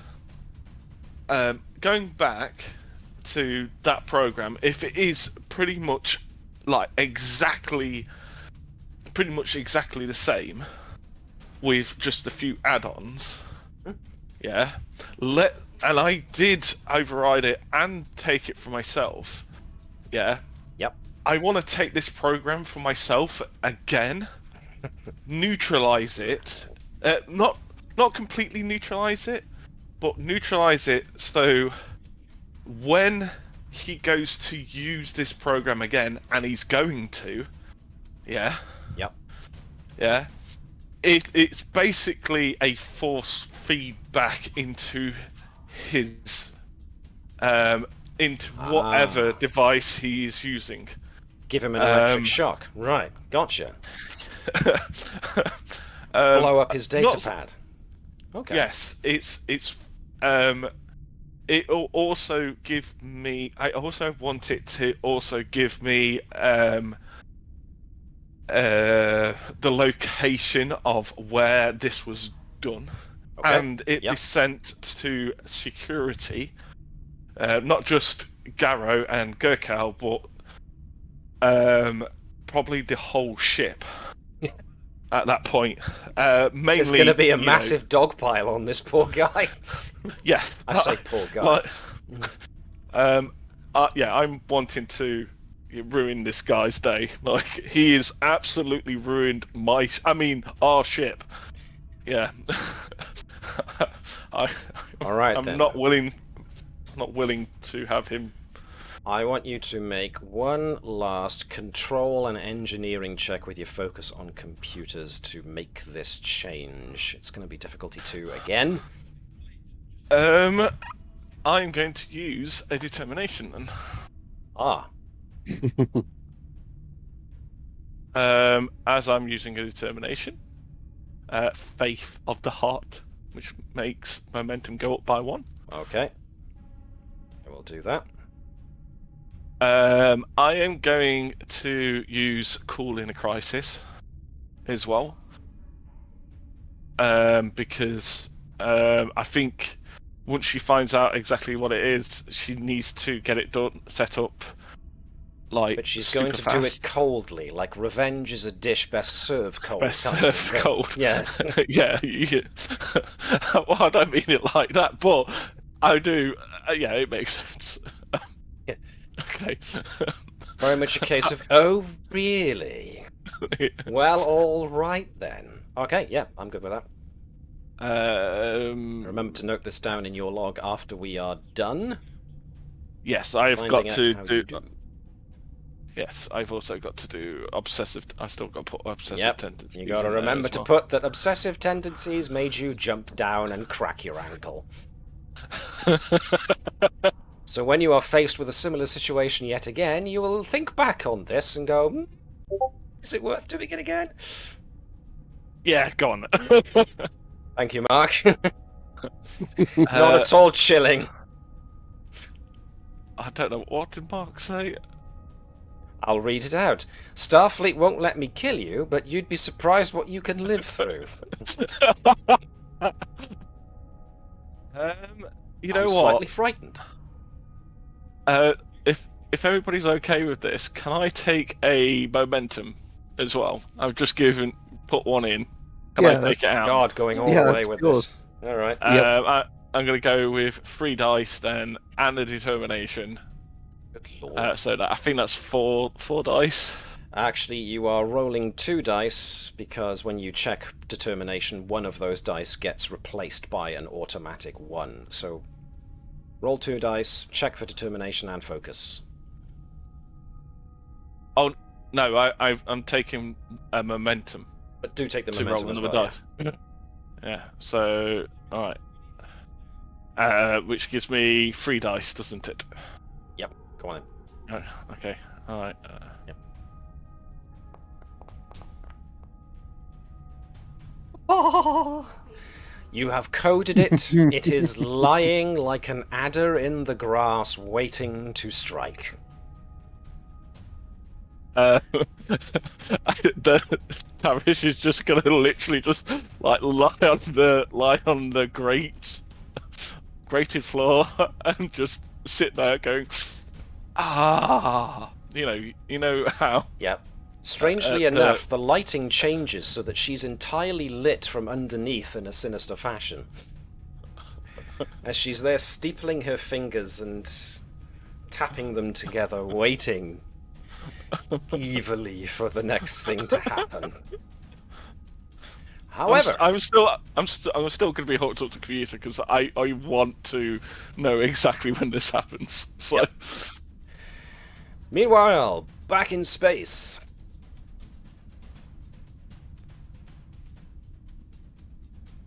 Okay, it seems the Klingons are on their way. So, a new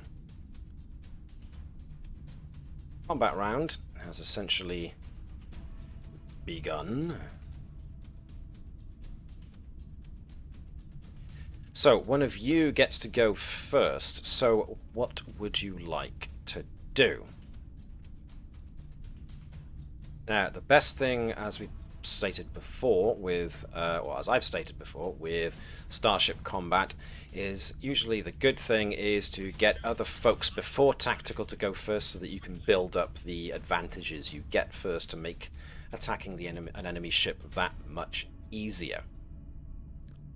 So, for instance, Captain Sobek could use his command skill his command ability to create a trait that could either work against the enemy or work better for you guys.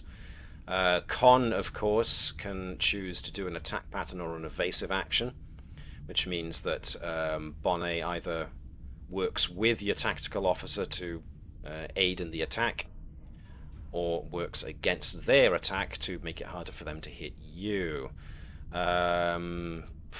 Dr. Sot on comms can choose to aid anybody he likes at any time, or can also work to create an additional trait to either work against the enemy or for you guys. It's entirely up to you how you want to go about doing this. So, off you go. Which one of your guys do you want to go first?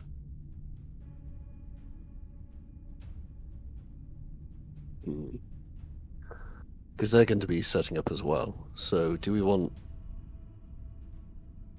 Sobek to go first for command, and then we get sensors on to create or identify vulnerabilities, and then it's up to Bonnet to set it up, and then ACOS to shoot. Sensors. That's a darn good point. That's the one. Is it sensors? Yeah, it's sensors I forgot to put in there. Yeah, silly me.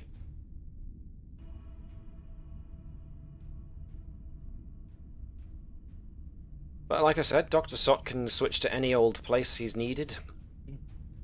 Dr. Sot can dive onto sensors, which is what he did last time, so let's assume he's there for now. Yes, so how do you want to do this? You can, yes, use sensors to scan for weakness. If you have a specific ship that you want to target for weakness. I think that would be... Oh no, so we could use the sensors to make sure that they're actually all real. Ah, yes. That's probably the better option. Break through their disguise if they have one. Okay. What I will do then is I will get Cressia back. Excellent. Can we get Dr. Sot to give us a control and science task again to use sensors? But you're going to get aided by the combs this time. So can I get... Connie, can you be the combs for me, please? The combs is going to be giving us sensors and science, 1 dice. Oh, well... Not that Dr. Sot needs it! But that means you get 4 successes overall. My god. And advanced sensor suites. You can roll 2d20 for assistance rather than 2. So you can roll a second dice, it seems, Chris, to do sensors. Cool. I'm rolling another one, am I? Sorry. Yes, it's the same thing again, basically. Cool.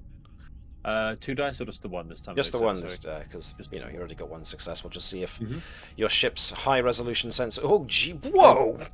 Yes, your ship's high-resolution sensors do a fantastic job. Duranium shadows is the answer. This ship's not really there.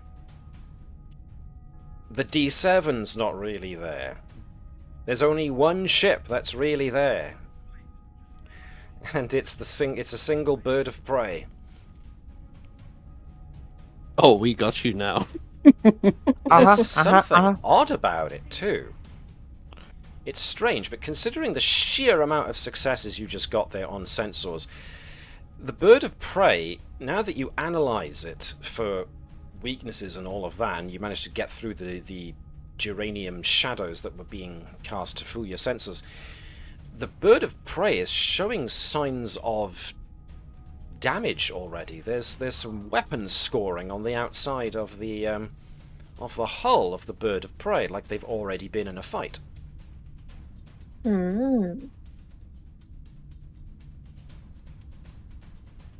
As such, it seems they've already suffered a breach to their superstructure. Yeah, you definitely get the sense that something screwy's going on here. What were you going to say, Connie? Should we hail them? They're like, what the heck you doing? Let's walk away from them. What you doing? We can knock out their engines before we do that. Don't run away. Like, we can't move because of subterfuge. We can, Oh. we can both be out of warp. Okay, so the bird of prey is making its own action, which means it is using... It looks like it's lining up for an attack run. One of you goes next. Actually, note that. Evasive pattern. maneuvers? What do we have left? We've got evasive maneuvers, shooty, and ops, so I can just boost shields. So Yep. cool. Up to you, Connie. Bonnet. Ah, So, Liz, I are we really thinking wanna. aggressive or defensive? I really want to ram something. Our shields aren't up yet. We still have shields. Not fully. Okay, can I at least act like I'm going to ram them and make them piss their pants? So Trying attack to pattern. fool them. Okay. Oh no, I think just an attack pattern. Hang on, we have it. I'm pretty sure I have it in an actual. Where did all of our attack patterns go? I know we have. That was... Didn't Dave write up a load of attack patterns for you? Yes. Which one do you want? Oh, the Bonnie Bluff. Bonnet Bluff. The Bonnet Bluff. Looking like you're powering up and going to ram them. Can I get a control and con check from you then? To see how well they believe. This is essentially you creating a trait. So it's going to be difficulty 2. Oh, and then this is also aided by the ship, right? It would make sense that this aided by the ship. Yes, Connie, if you could give us... So remember, the ship's focus range will be doubled. Give So us hands-on engines pilot. and con, and remember to tag focus and dedicated But focus yes. for the ship. 1 dice. If you could be so kind, please. Wow. Wow. Okay. Good news is Hang on, 3 hang on. successes on from Bonnet, so... Is there a way to... Well, I No. created the decoys that give you a trait to re-roll if you're using. Oh, yes, we rolled that 20. Reroll that 20 then, Connie. We're rolling 20. There. I swear to God, if you get another 20. I know, Oh, that's right? much better. Whew. Nope, I was starting the wrong one there. Let's go with that one. So, yes, geez, well, Louise, you go from one extreme to the other. Look at that. The Bonnet Bluff has been enacted, so let's say 5 successes overall. Good gravy. Let's make the Bonnet Bluff have intensity too, then. What are they going to do? They are... I've already set up their attack pattern, so they are going to attack. So I'm using weapons and security. Get 1, then we're going to use control and security.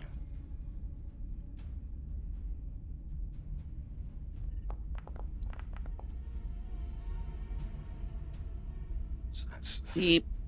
3 and 1 more. Control and con because of attack pattern. Come on.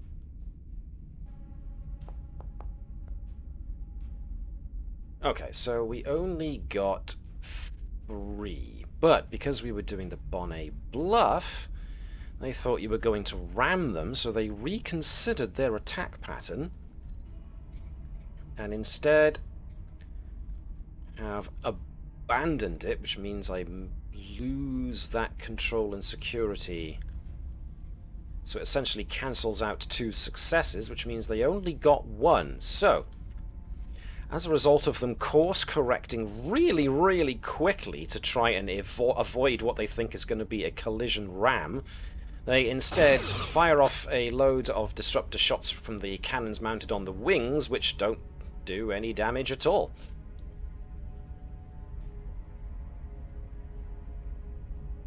Well done with the Bonnet bluff. Which means they just did something, you just did something, so they just did something, you just did something, they just did something, they just did something back. They've lost their tactical options, so it's one of you guys again. We've got Sobek, we've got Phlesc, we've got ACOS left to operate. Can Sobek help give advantage to ACOS before he shoots off? Because I'll just go last and hope to build up some shields. Okay, so essentially Sobek can aid ACOS in an attack.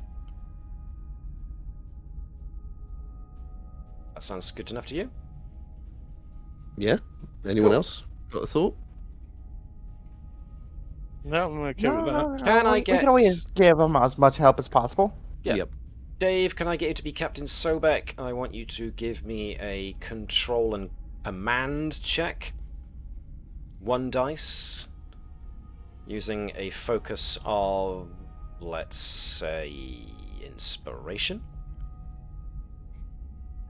Can I get Connie to continue to be the combs, this time giving us weapons and security? 1 dice.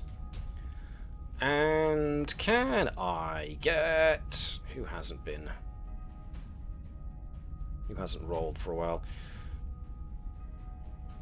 Chris, do you fancy being Ensign ACOS? Sure thing. He is giving us 2 dice, control and security. Thank you.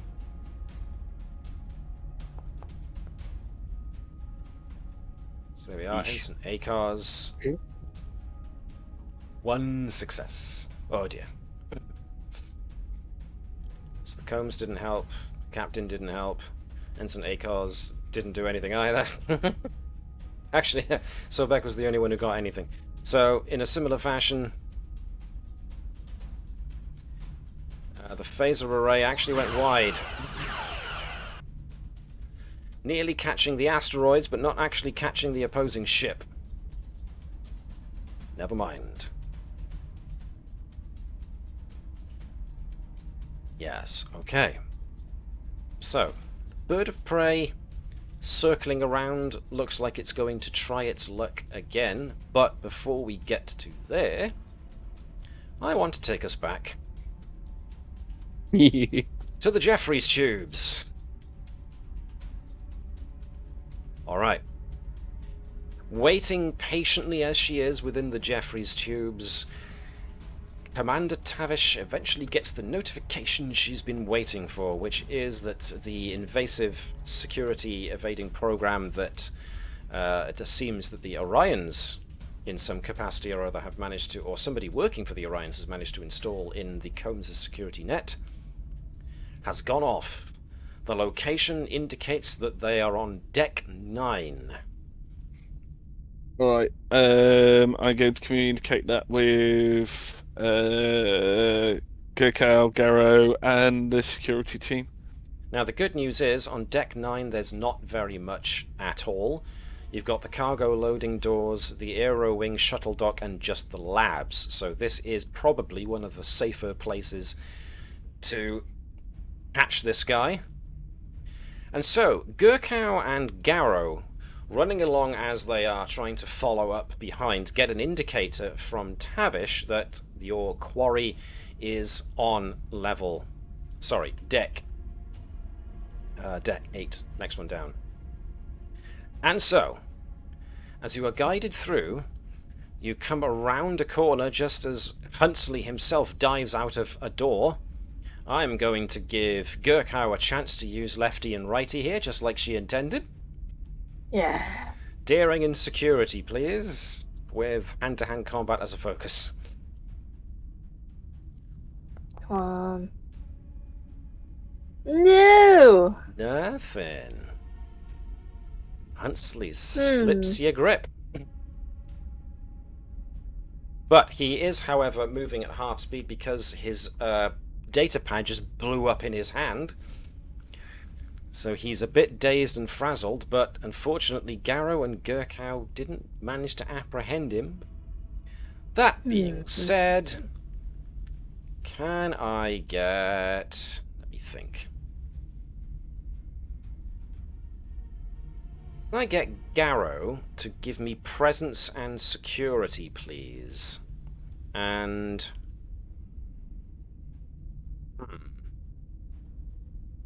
survival as a focus, please, if you could, Chris. Mm-hmm. Thanking you. Survival as a focus. And what was the stats? Sorry. What did I say? Presence and security. Presence and security. Survival as a focus.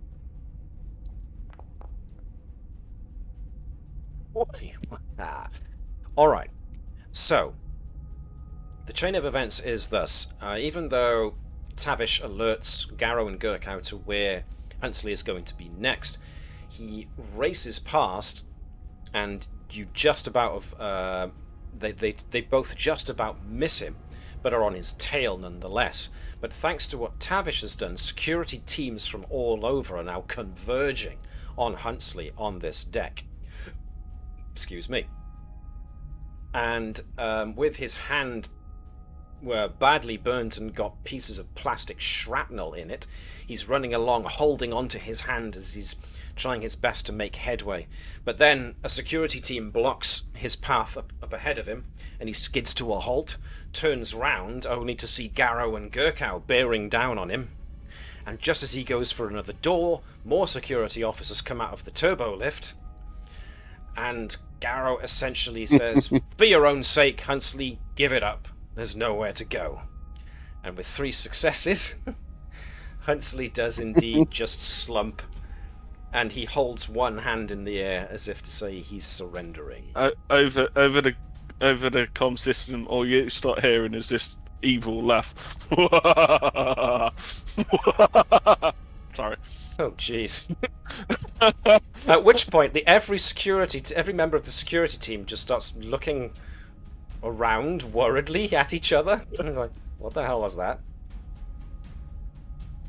Everyone on the bridge is actually doing the same thing. What the hell was that? Has somebody hacked into our comms? Oh, god damn it, I forgot to do it to that one plot, and it went over completely the whole ship. Sorry, Captain. Tavish, you have to take your finger off the button when you off the transmit button. Yes, Captain. Foundry's died for me. Give me a second, sorry. Okay. I'll be back. The head of our guild here has just said, "Hail and well met, space adventurers. This technology is beyond anything they've seen." So there we are. Thank you for coming along, sir. Or madam. And I'm not sure how much technology was involved in this. I think it was just flat-out intimidation. Maybe a little bit of evil. No, I am Definitely evil, not evil. but warranted. Tavish is not evil. It's just she doesn't like anybody touching her ship. I mean, our ship. I said it was warranted evil. Warranted evil. There you go. Justifiable evil. It's the slippery slope you go on. But nevertheless. I don't think it's a slope. I just think it's just a cliff. And Tavish is staring over and waiting to see if the abyss looks back. Oh, no. I've got you. No, she's bungee jumping down it. Bungee jumping off the cliff of evil. This is an interesting tangent we've let ourselves get lured into here. So I'm going to wind us back a little bit. Huntsley has got his hand up, but his burned hand, he looks around as people are bearing down on him and are looking to put him in cuffs. But the last thing he manages to do is to tap his comm badge twice.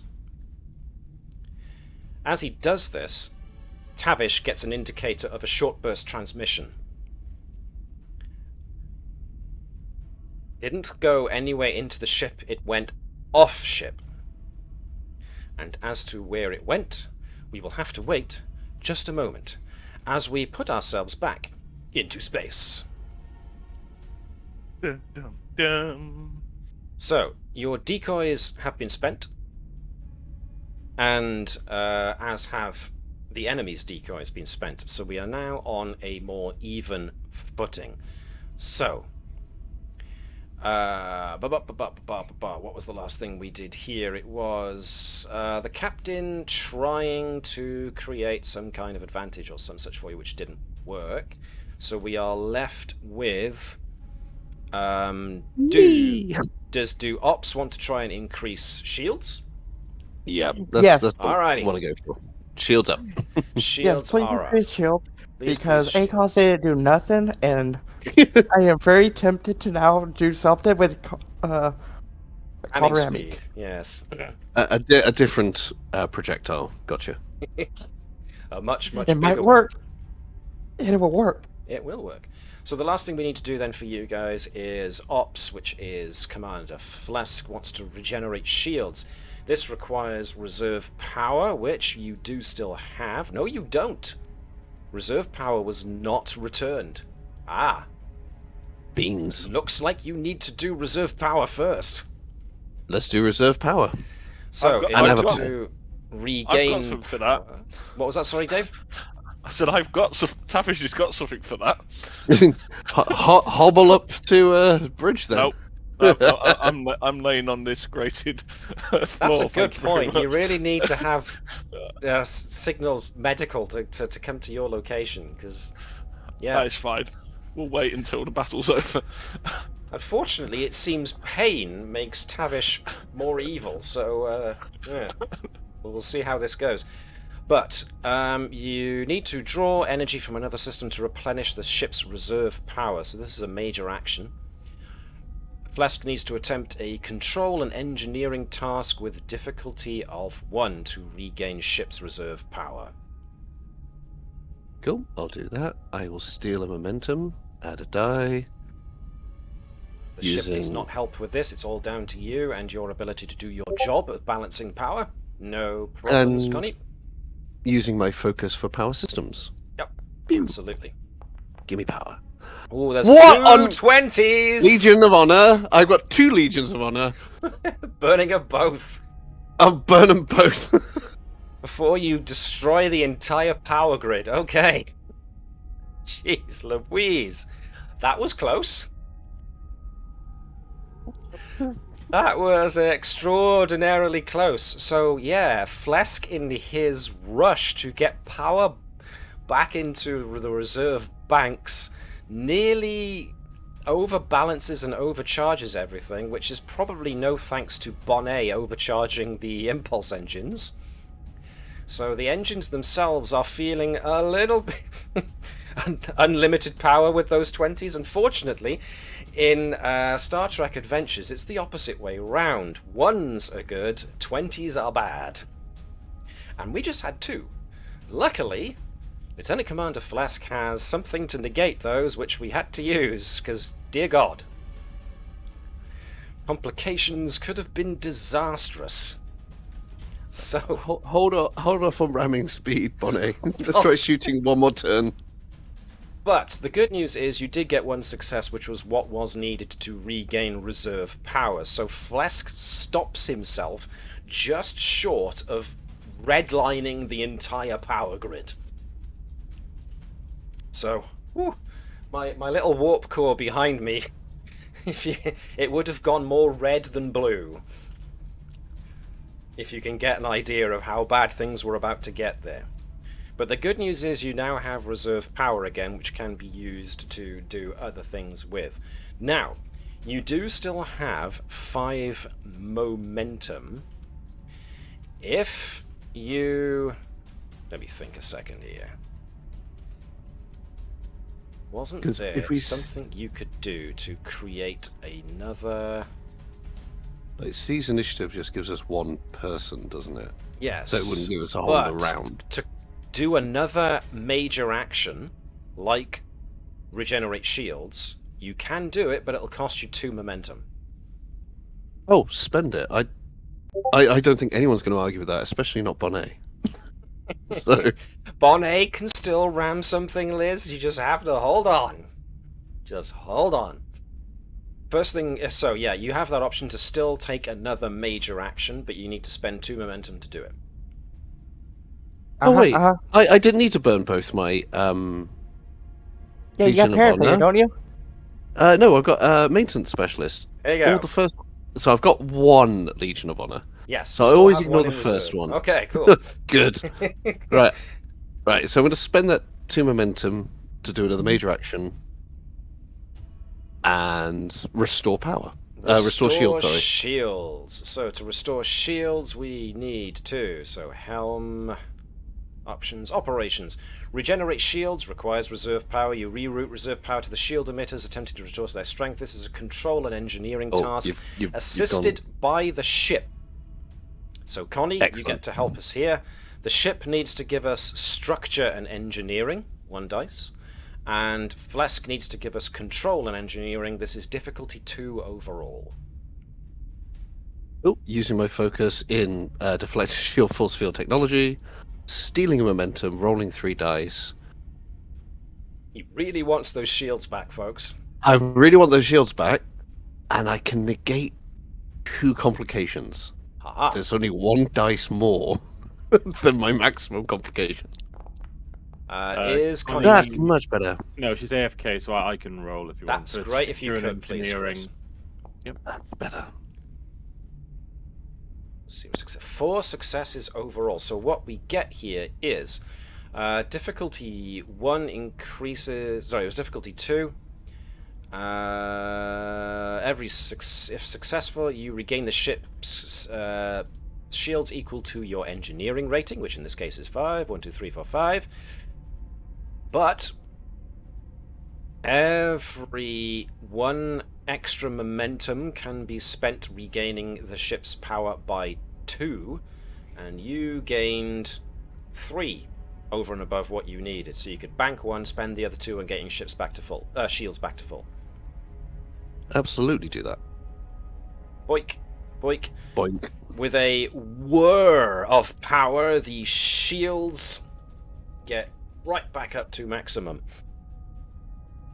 I never thought I'd be cheering for someone to roll 1s, but here we are. Well, yes, indeed. This is a bit of an odd system to get the hang of if you come from other D20 systems. Absolutely. Low rolls are better. Yes, yes, yes. So, shields are now back up, so we roll back around to a new round, as it were. Round 3. Kind of. So, whoever's in... the Klingons are still bearing down on you. One of you gets to go first, then one of them, etc., etc., blah-de-blah-de-blah. So how do you want to approach this combat now? Are we just going to give Bonnet leave to go straight for ramming speed, or what? Let's set her up with some advantages. All right. What are we thinking?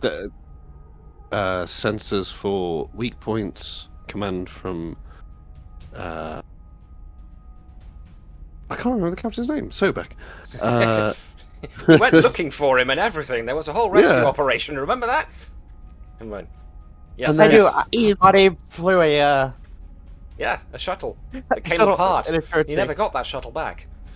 No, because it ran into a tree. Yes, the it tree did. dropped out in front of her. Yes, it did. Good times. Came out of nowhere. So yeah, we Technically, the we tree set hit you. Yeah, there we are.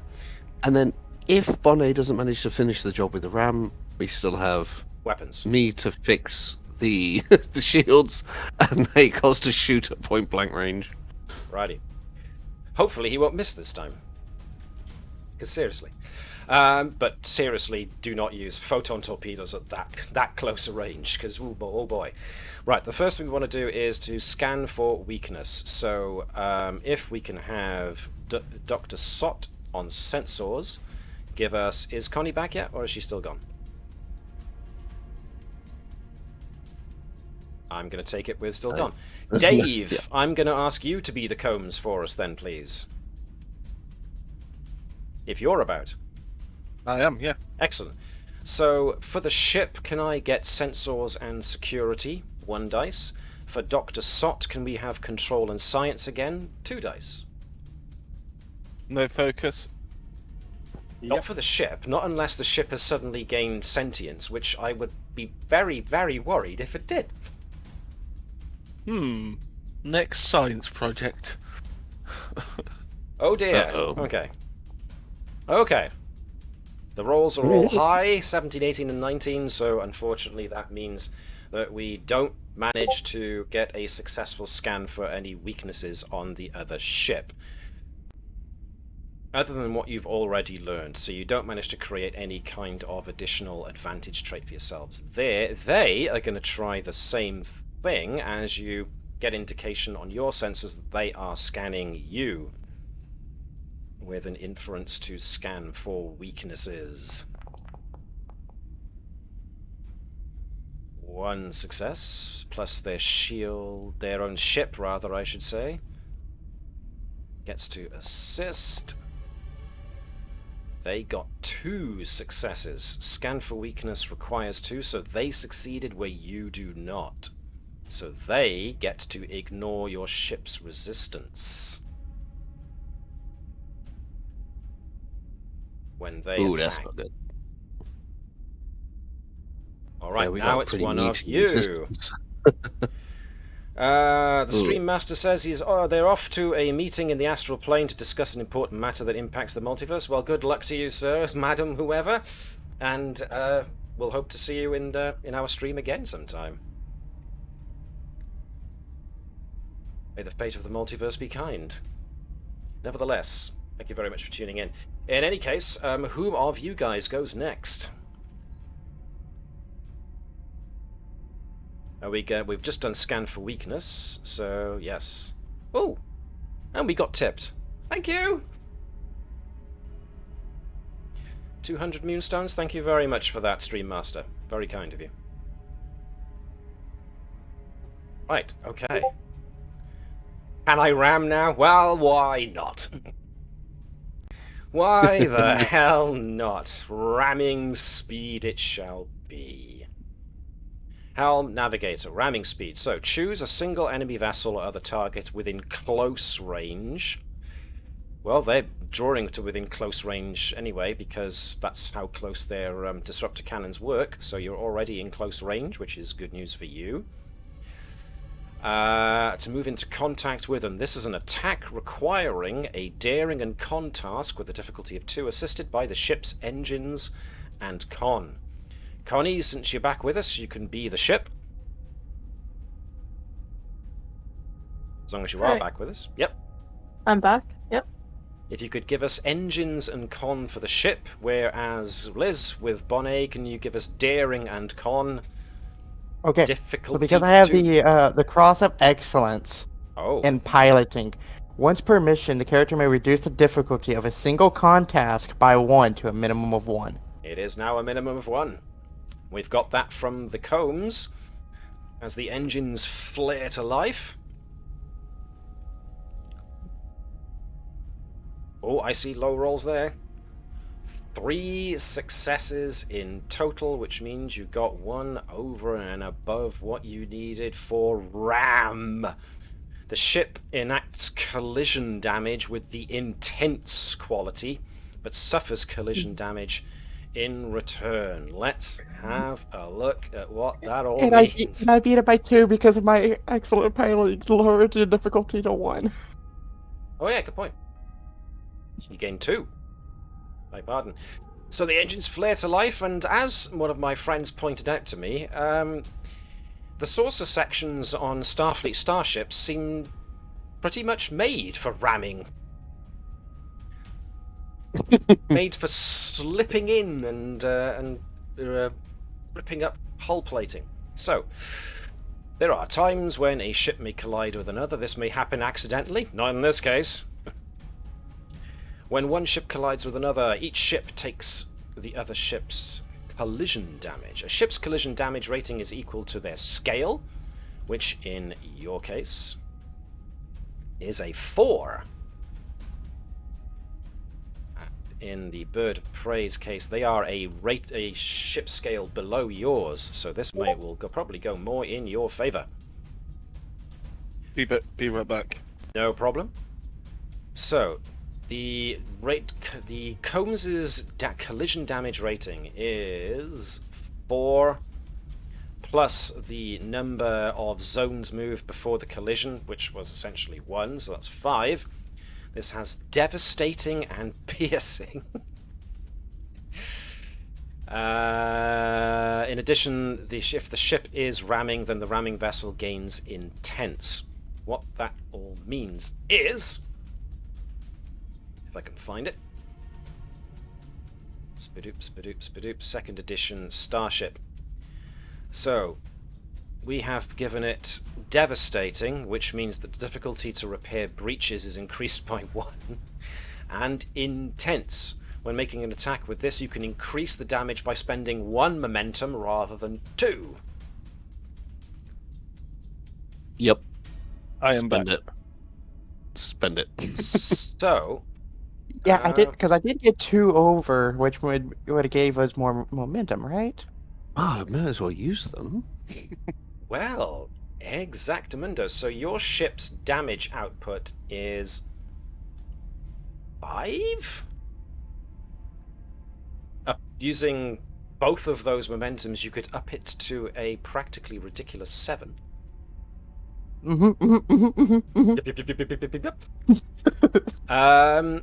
Do shields have anything to do with... Wouldn't that protect us, if anything? And if it protects you, their shields protect them. So I'm going to have a quick old look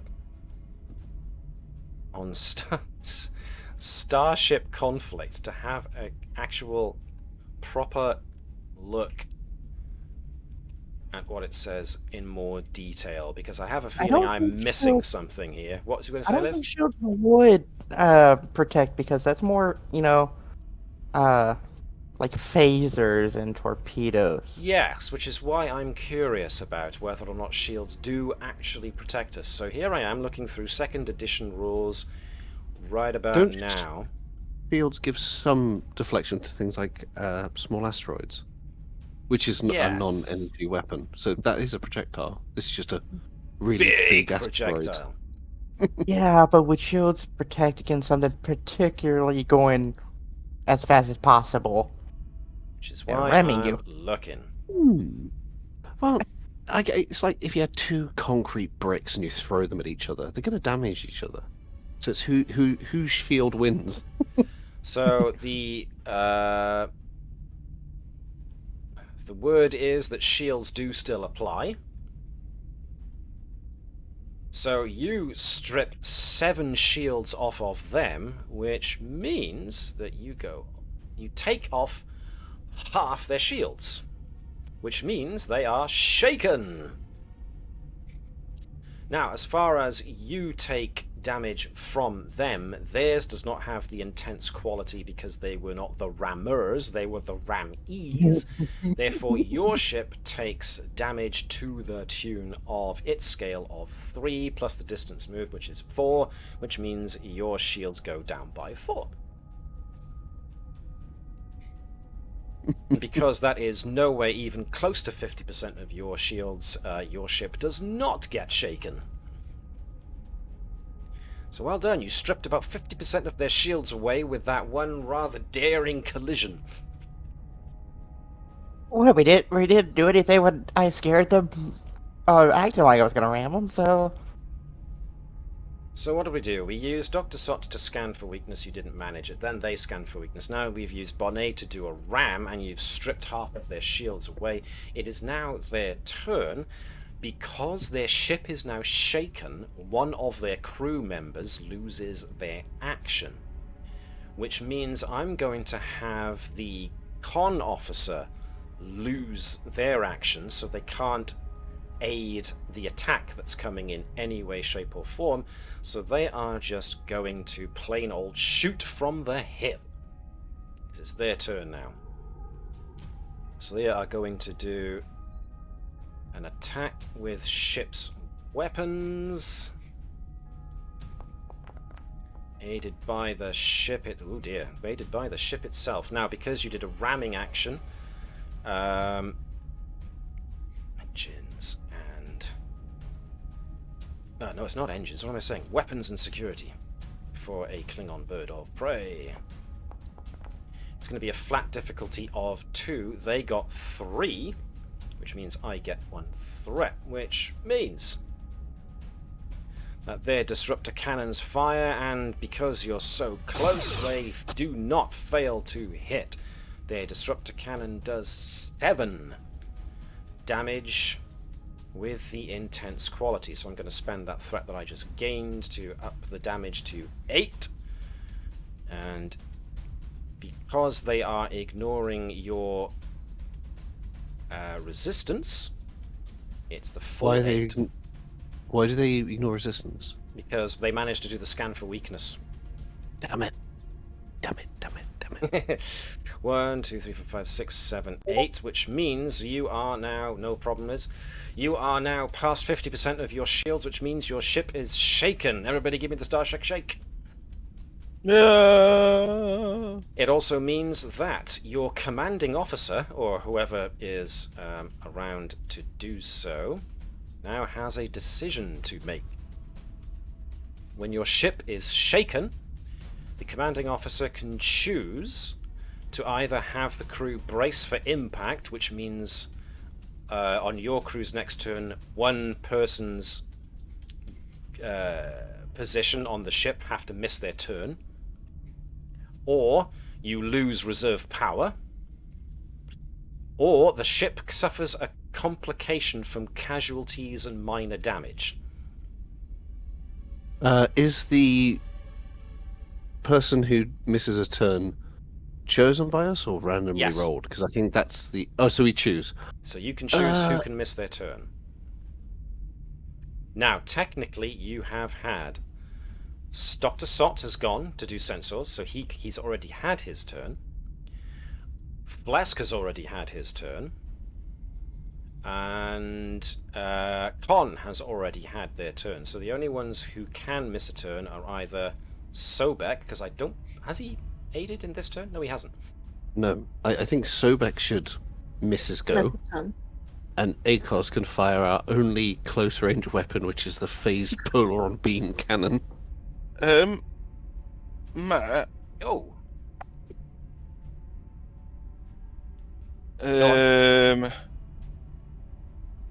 Is the ship damaged?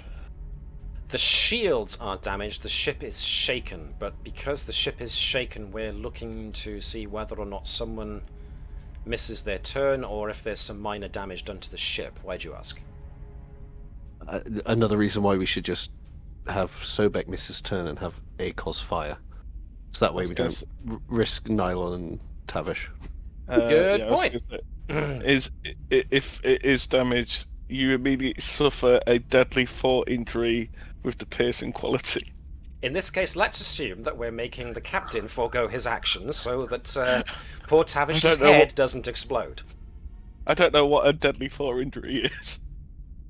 Pretty much what it sounds like. not good. And you're already injured. Yep. It's fine. It really won't be. But luckily, we've chosen not to make you suffer that attack, so that's cool. So we are left with Ensign Akos trying to do a difficulty 2 tactical shot, but we're going to have Connie be the ship for us, if you could. Giving us weapons and security, 1 dice from the ship. And who wants to be Akos?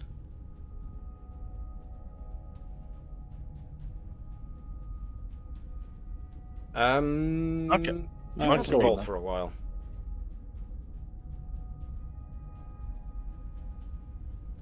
Dave, do you fancy rolling? If Chris wants to roll, let Chris roll. Yeah, Chris would have been the first to roll, so he'd been the last. Yep. Okay. Cool. Yeah. Goes around that way. Nicely done. All right then, Chris, for Ensign Akos, Give us control and security. You got this, Chris. I believe in you. Bonnie, can we have 1 dice from the combs, weapons, and security? Brace yourselves. Oh, is it enough? It's enough! It is a successful hit from the phaser array, so that means that you can deal 6 damage. Now, the good thing about phaser arrays is that they have the versatile 2 quality, which means on a successful hit, which you just did, it gains you 2 bonus momentum that cannot be saved, and so may as well be spent on 1 extra point of damage. Yep. We don't need to use the spread or the area, or do we? Let's just go for out-and-out damage to make it easier.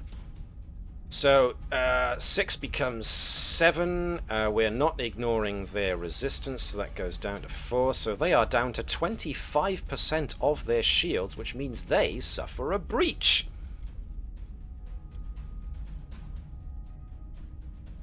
What shall we have? Oh, so Matt, you I cut out there. for like 12 seconds. I missed all that. So my ramming speed actually got ACOS to be like, oh, I can't be upshown by the helms officer. Let's see, what's the nature of the breach? Let's roll a d20 and make it random, because I'm curious. 5 is malfunctioning. The subsystem is no longer fully functional. Each turn, 1 character must perform a restore minor action to that system to allow the task to be... Okay, so I'm going to go to structure. Let's see what it tells me. 13, life support. Oh dear. It looks like their life support is on the fritz. Interesting. So their ship now suffers the damage life support malfunction. Well, this is going to make them very, very busy on that ship. So, Captain Sobek missed his turn. Ensign Akos just shot the weapons of the ship. The bird of prey crew have no more that they can do, which means that we come over back to your turn again. I would very much like to go first and bring the shields back up. We all good with that? Yeah. Nah, we don't need shields.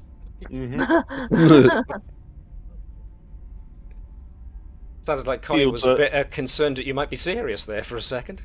No, I am. Shields are for Klingons. Ooh. Shots almost literally fired. Lord And We got enough shields for me to do 1 more ramming attack. Just the ship headbutting the other ship continuously. Why do we need shields? Just go for it, Connie. Nope. So is Phlesc intervening and saying shields, and shields Yeah, now? he's going to put the shields. Oh, steal a momentum. I'm using a focus. To Did that regenerate momentum get... shields? Okay. To regenerate shields. I'm rolling 3 dice. And seeing if we want to live dangerously, I will spend my Legion of Honor so I can get 2 bonus momentum when successful.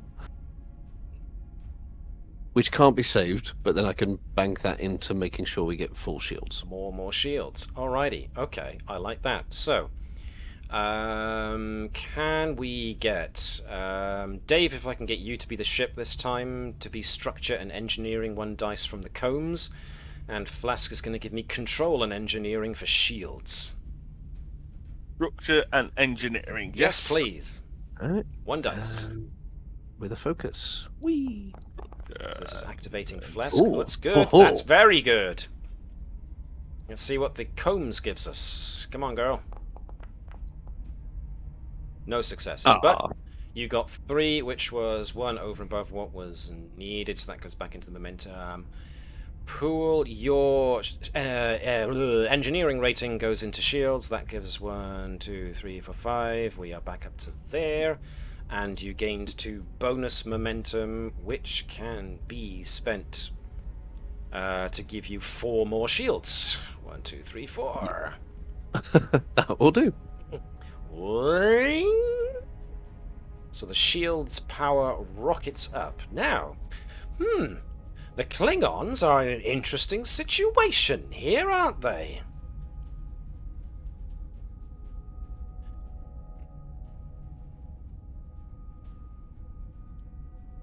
Matt, if you're talking, it's gone very quiet. No, I'm thinking. I'm thinking very, very hard.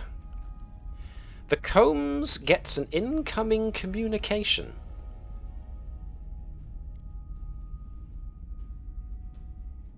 It seems the Klingons are trying to open a hail with you. I mean, I would very much like to know their decoy technology. I would like to see what they say about the helm officer. Does that mean we're up for opening hailing frequencies and seeing what they have to say? And I hack them. This is technically their action, so they're waiting to see whether or not you pick up. They're spending an action. We should receive it, and if they're not going to surrender, right, honorably, make them. Look, wait for the 3rd ring, okay, and then we answer. Make them wait. Make them sweat a little bit. Actually, let's go for the 4th one. Yeah, we may be taking it a little bit too far. So if we go close, to 5, close to where the answering machine picks up. Yeah. Make them think you're not actually in. Right, gotcha. Yeah. Gotcha. All right, so on that urging, Captain Sobek has just sat there patiently waiting for the and everyone's waiting for him, and he's just there going, not yet, not yet. Open hailing frequencies, please, Ensign Ravelon. Incoming message, Captain. What you see on the main display is actually not what you were expecting. You see the bridge of a Klingon bird of prey, which you have seen from the perspective of a view screen, but you've also been on your fair share of Klingon birds of prey, so you know what to expect when you see the bridge of a Klingon bird of prey. And you see all the things you expect to see of a Klingon bird of prey. Except for one very striking detail. One very glaring omission. What was that, sorry? There's probably no Klingons. There are no Klingons. They're all Orions. What's the big idea? Whoever the lead Orion is, he is there in front of the view screen with a couple of scorch marks on him, going, we surrender! Our life support's failing, and we don't know how to fix it! We surrender! Just get us out of here! Do you accept their surrender? We need all... say we want their full design and schematics for that decoy technology. What? Sure, anybody can do it. Just get us off of here. Look, I'm lowering our shields. And sure enough, their shields are down. And power down your weapons. Yep. And he powers down the weapons. Just get us out of here! Can Tavish hear this, by the way? Well, I assume Tavish is still patched into the systems. Tavish over comms just says, tell them to disable transporter. Their transporters. Disable their transporters, so they have no way of getting across. Well, no. We're going to beam them across. We're not disabling ours. Yeah, we're not disabling ours. We want them to disable theirs. So they can't beam someone off of our ship onto theirs. No, that's fair enough. That's fair enough. I'll go with that. So, yep.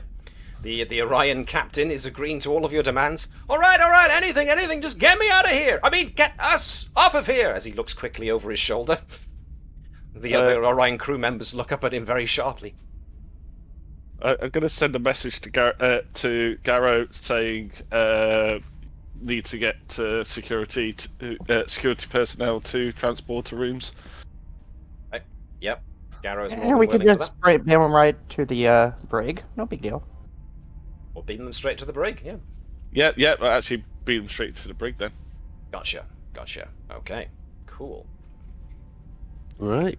So that officially ends space combat for us, I think it's safe to say. So I'm going to take us back to the bridge.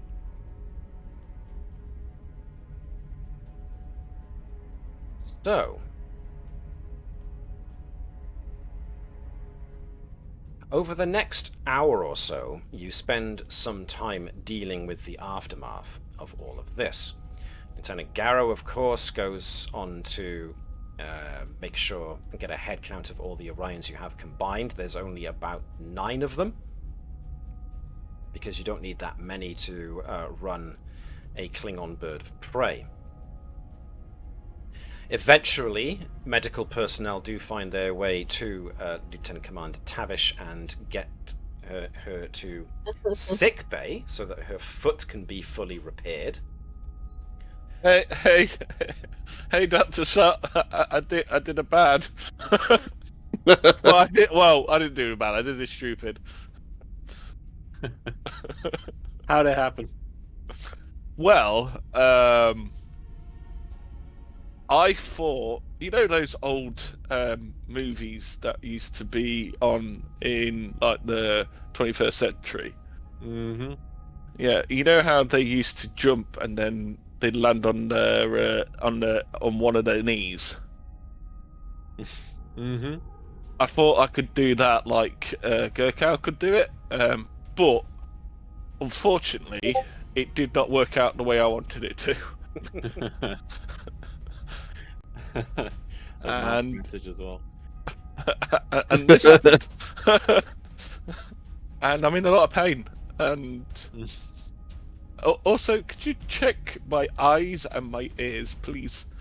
I think there may be a little bit of minor damage to them. Thankfully, when Dr. Sot does check Tavish's eyes and ears, there's no obvious sign of trauma, but there is some muscular strain on the iris, as it were, as if, you know, the irises went as wide as they possibly could for as long as they possibly could, but no, nothing permanent, no permanent damage. I'm going to ask Dr. Sot, actually, to give me a control and medicine check. Sure. I'm not going to say what the difficulty is, I just want to see how good of a check he makes. No successes. Okay. So, yeah, there's no neurological damage, thankfully, from Tavish being plugged into the ship systems for so long. Obviously, her pain centers are alight because of the bone pain that she's been in for cracking her ankle, but you can repair that easily enough. So nothing that suggests she should be in sick bay for too long. She should be fine. Light duties. Just for a little time, yeah. Meanwhile, you gain some time to interrogate Huntsley and the Orions. And I'm also going to ask Phlesc and Gerkow can give me control and science to have a look at what the burst transmission that was sent by Huntsley when he was captured was. Ooh. I've got no focus for that. Right, not, no. And neither really does Gerkow, which is why I suggest you team up. Shall we take an extra dice each? It's a full momentum pool. Yeah. Okay. So we're rolling 2 and 3? 3. Cool. Off you goes. Who's taking 3? Well, how are your attributes? I have 9 and 5. Oh, I've got 10 and 5, so only slightly better. You can do 3 then. Cool. Whee! Oh, nice. All of the successes. My Goodness gracious me. Okay. Okay, you are easily able to track back through the comm system and find that burst transmission that went off from Huntsley. It's an encoded transmission, but you break it pretty darned quick. Luckily for you, you already have the crack for that encoded transmission, because once again, it's using an Orion encryption method. And as soon as you break it in, it is a very short, sharp transmission that contains only 4 words. They're on their way. Not only do you get the contents of the message, you also get its destination. The short burst transmission was sent to the Yuul Minor system, where you've been headed all this time. We should confront him with this, because we know he sent it. Yes. Yeah. Confront him, ask him who and why. Can Tavish go in there with a harpy spanner? And on crutches. I see. Percussive questioning. I get you.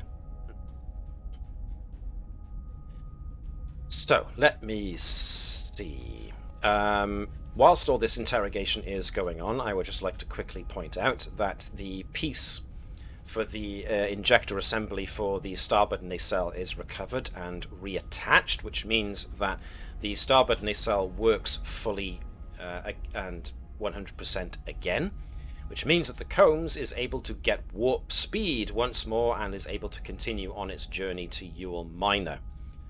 So that's a great relief. You are no longer chugging along at sublight speeds, which means now the impulse engines aren't being strained to their capacity by Bonnet putting pedal to the metal. Whilst this is going on, you learn from Huntsley that he was contacted a week before your arrival at the starbase, that the communication was from an anonymous source, but apparently his brother, who is a civilian trader, had managed to apparently get into debt with the Orions. And it was them, he believes, that sent Huntsley the message saying that they will sell his brother into slavery to pay off his debts, or Huntsley could help them delay whichever Starfleet ship is sent to respond to the outbreak on Yuul Minor III. They supplied him with a datapad with the invasive computer programs to allow him to do this. They also gave him the schematics plans on how to disable a Starfleet ship's warp drive. So he was doing all of this because he was coerced. Needless to say, he is going to need to be detained because he endangered everybody on the ship and the mission.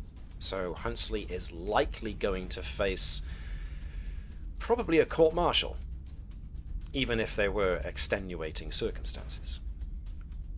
Nevertheless, Yep. Dr. Ram is very disappointed to hear that her assistant is the one responsible for all the troubles that we've been having as of late. Yes, Mark. I was going to say, even with the extenuating circumstances, he should have come forward. Yeah, and exactly. not submitted to terrorism. So, but now we have our own hostages, prisoners, I mean, of our own to negotiate with to release his brother, and also find out what's going on. Potentially so. Now, the Orions that you have in the brig are not an extremely talkative lot, but they are at least talkative enough to say that they were given instructions and money to attack and board and make off with a Klingon bird of prey. They were then given some sensor subroutines to run, which could, mimic the warp signatures of other ships, using not too dissimilar method to Phlesk's own decoy work. But with a bit more oomph in them.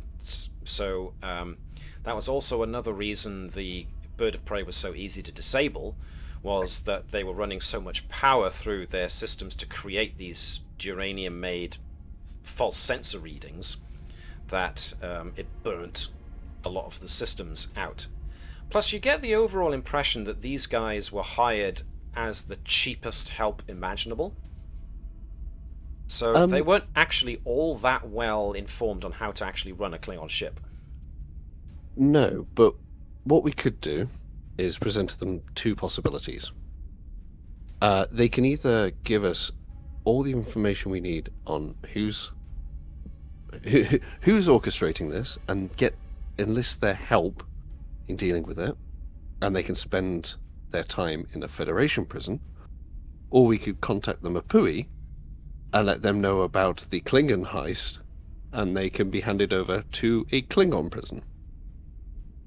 How would they like things? How would they like this to play out? Because doing that would be diplomatic points for the Federation. It would be. And we don't mind which avenue we go down. How would they like to spend their sentence? Federation? Klingon prison? Because they're going to prison. We all know what Klingon prisons are like. But we're giving them the choice. Everyone else good with this plan? Yeah, I mean, Klingon prisons aren't that bad. For what I heard, on a scale of 1 to Hades, yeah. What I've heard, they go around picking flowers and,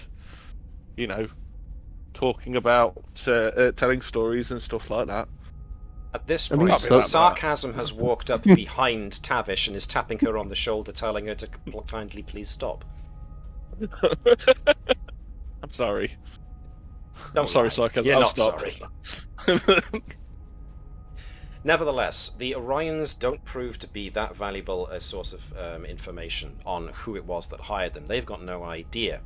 Like most in the Orion Syndicate, they operate in small cells. That way they can't give away any information if they are captured. All they know is they were sent a message telling them where to be and which ship to hijack, and then once that ship is hijacked, they are to go to a certain set of coordinates near Yuul Minor so that they can track what should be a Starfleet ship, which ultimately was you. According to the captain of the Orion crew, all he was meant to do was disable your ship. When they were set to attack you, they were only ever going to be aiming for your engines with the intention of knocking out your power. They were never going to actually destroy you, they were only going to disable you for as long as possible. Were they going to board us? They were not, no. They were just going to try and disable your ship from range and keep it from getting to Yuul Minor.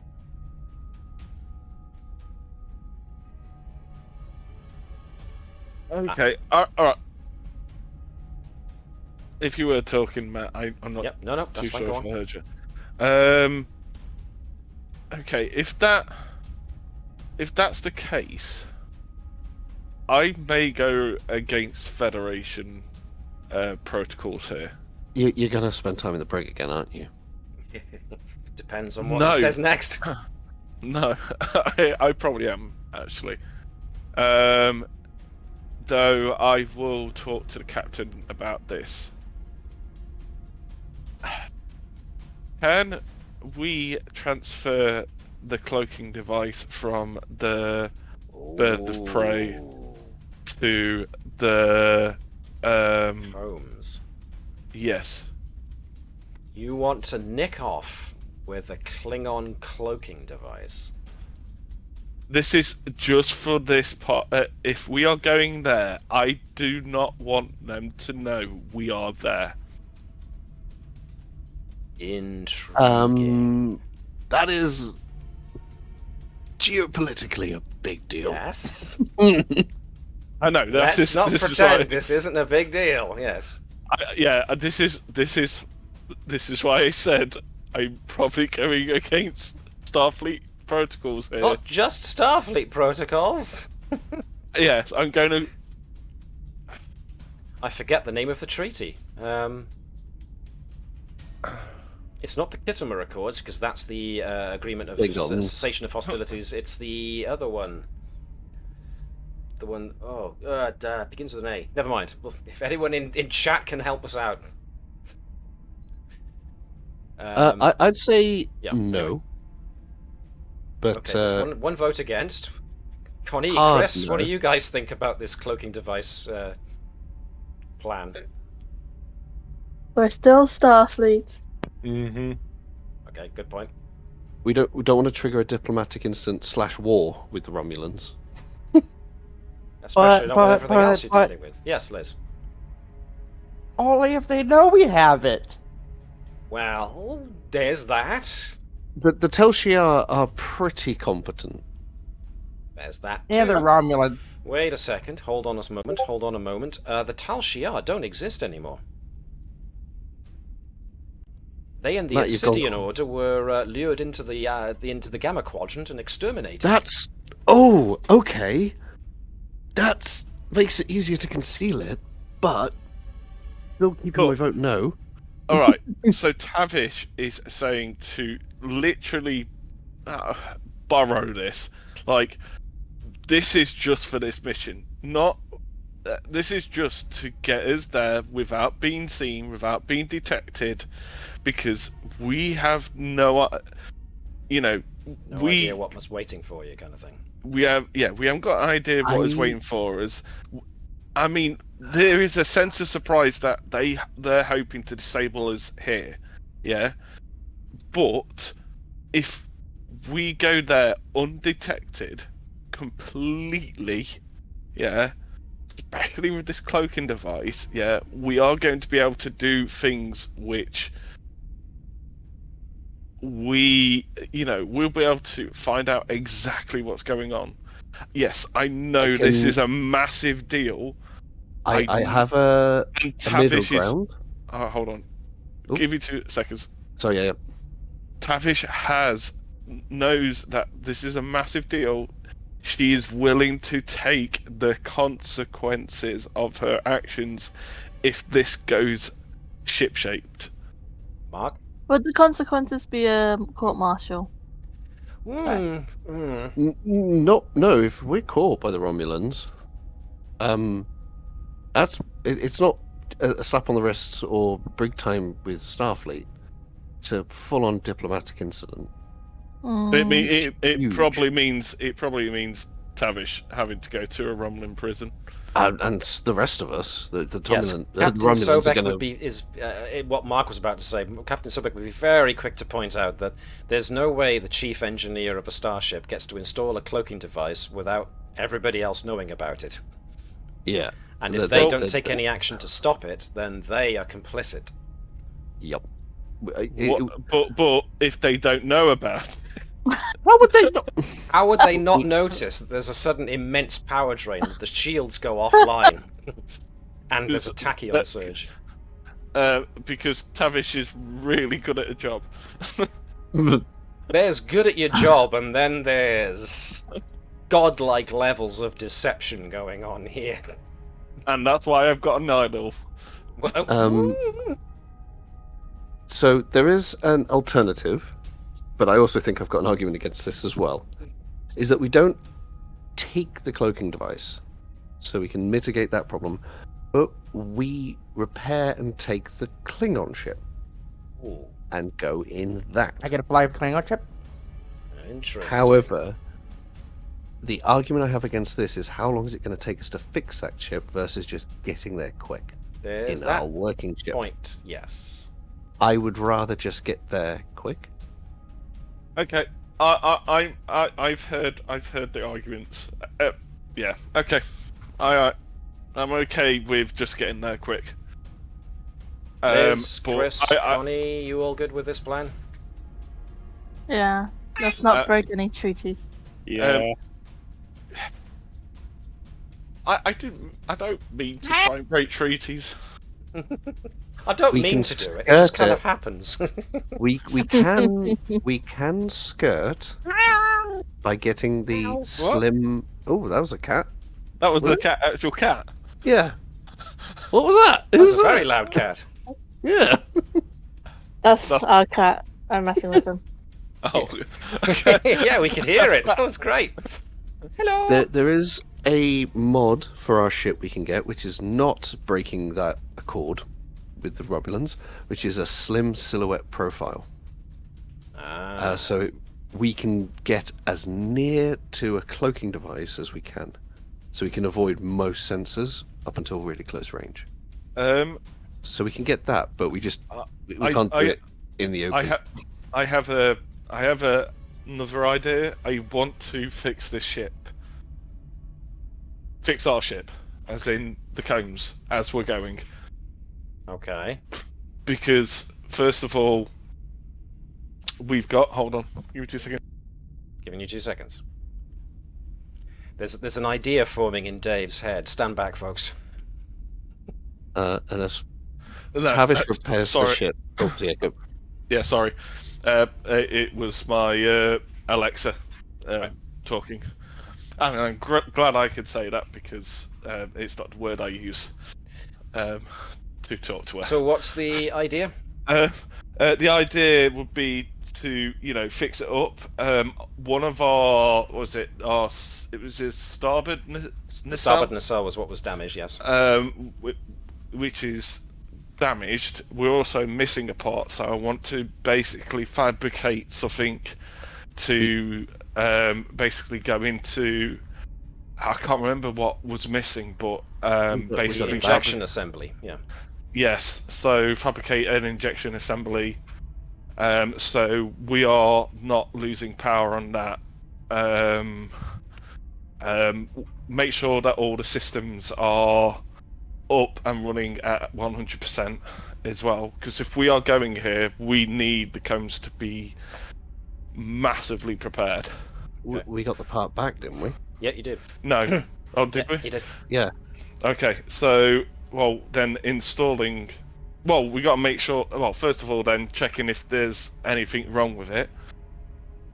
Yeah, tests will need to be run first, but you can run them, and I did say you get warp power back, so you can get to Yuul Minor using warp speed.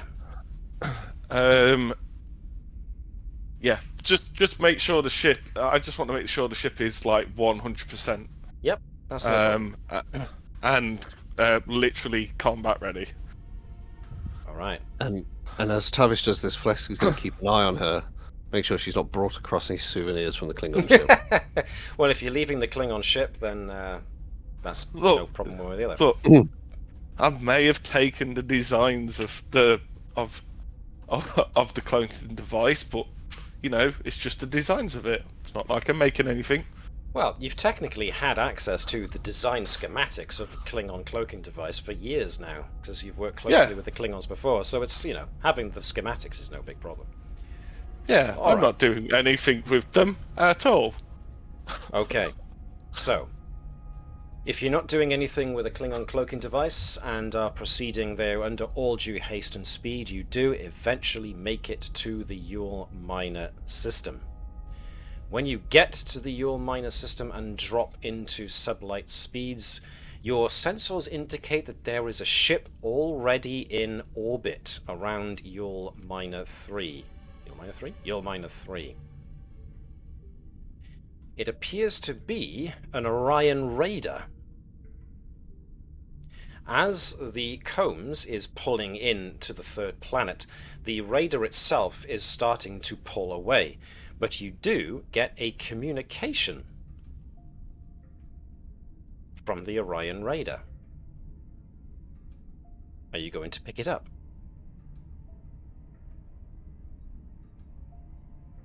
Oh no. Why not? We should, yeah. Okay. We can accept their preemptive surrender. Sure. When you accept the hail, an Orion woman fills the view screen. She looks as severe as anyone you've ever seen an Orion woman look. And she has a very large symbol of a downward pointing sword emblazoned on the wall of the bridge of the Orion vessel behind her. She regards you all with a cold smirk and just says, "Oh, you got here eventually then. Well, far be it from me to spoil the party." Signs off, and the Orion Raider shoots off to warp. What this all means, we don't know yet.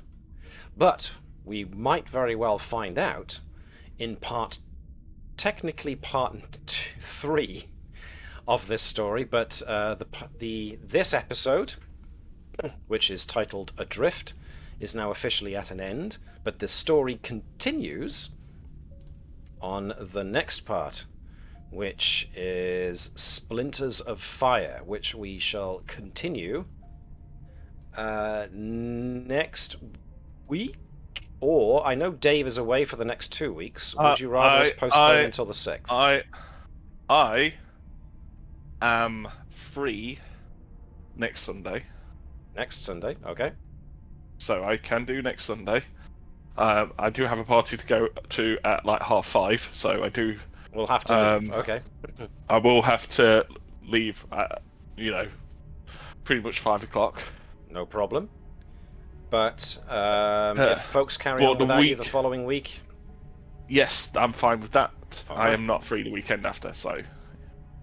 So like I said, this is a 2-episode story, so 4 sessions together. So next Sunday and potentially the Sunday after, we should be carrying on all of this on. So if folks are okay with that,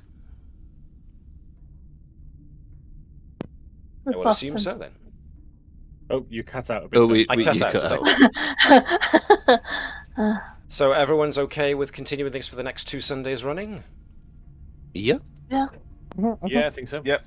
Excellente. Then, in the meantime, we shall thank everybody who dropped in on us and said hello, especially the Stream Master, who not only gifted us 200 moonstones on Moonbeam, but also is going to put our name forward for a badge in the Tabletop Guild, so... Yay! Yay! Welcome to Moonstone. See if we can find ourselves a realm. Nevertheless, for everybody else who followed along with the stream on Twitch, we hope you enjoyed it. If you're following along on this on YouTube and you did enjoy it, consider giving us a like, because that helps not only us, but it also helps everybody else who do actual plays of role-playing games and anything to do with Star Trek. And in the end, we must always appease the algorithm, for it is our Lord and Master. Nevertheless, we ask you all as we depart to do like the Vulcans do, which in this case is remind your chief engineer that treaties exist for a damn good reason. And that potentially doing away with other people's stuff is not always the best idea. Nevertheless, we also ask you to live long and prosper and engage in infinite diversity in infinite combinations. This is really weird times we're living in, and in the end, the message that Star Trek gives, I think, is one we really need to heed more these days. Some folks really aren't getting it. But, without breaking into a tangent on modern-day politics, we ask you all to treat each other with kindness and respect, because in the end, who else is going to? Stay safe, and we will see you all, hopefully, next week, where we continue the adventures of the USS Combs. In the meantime, hailing frequencies are now closed.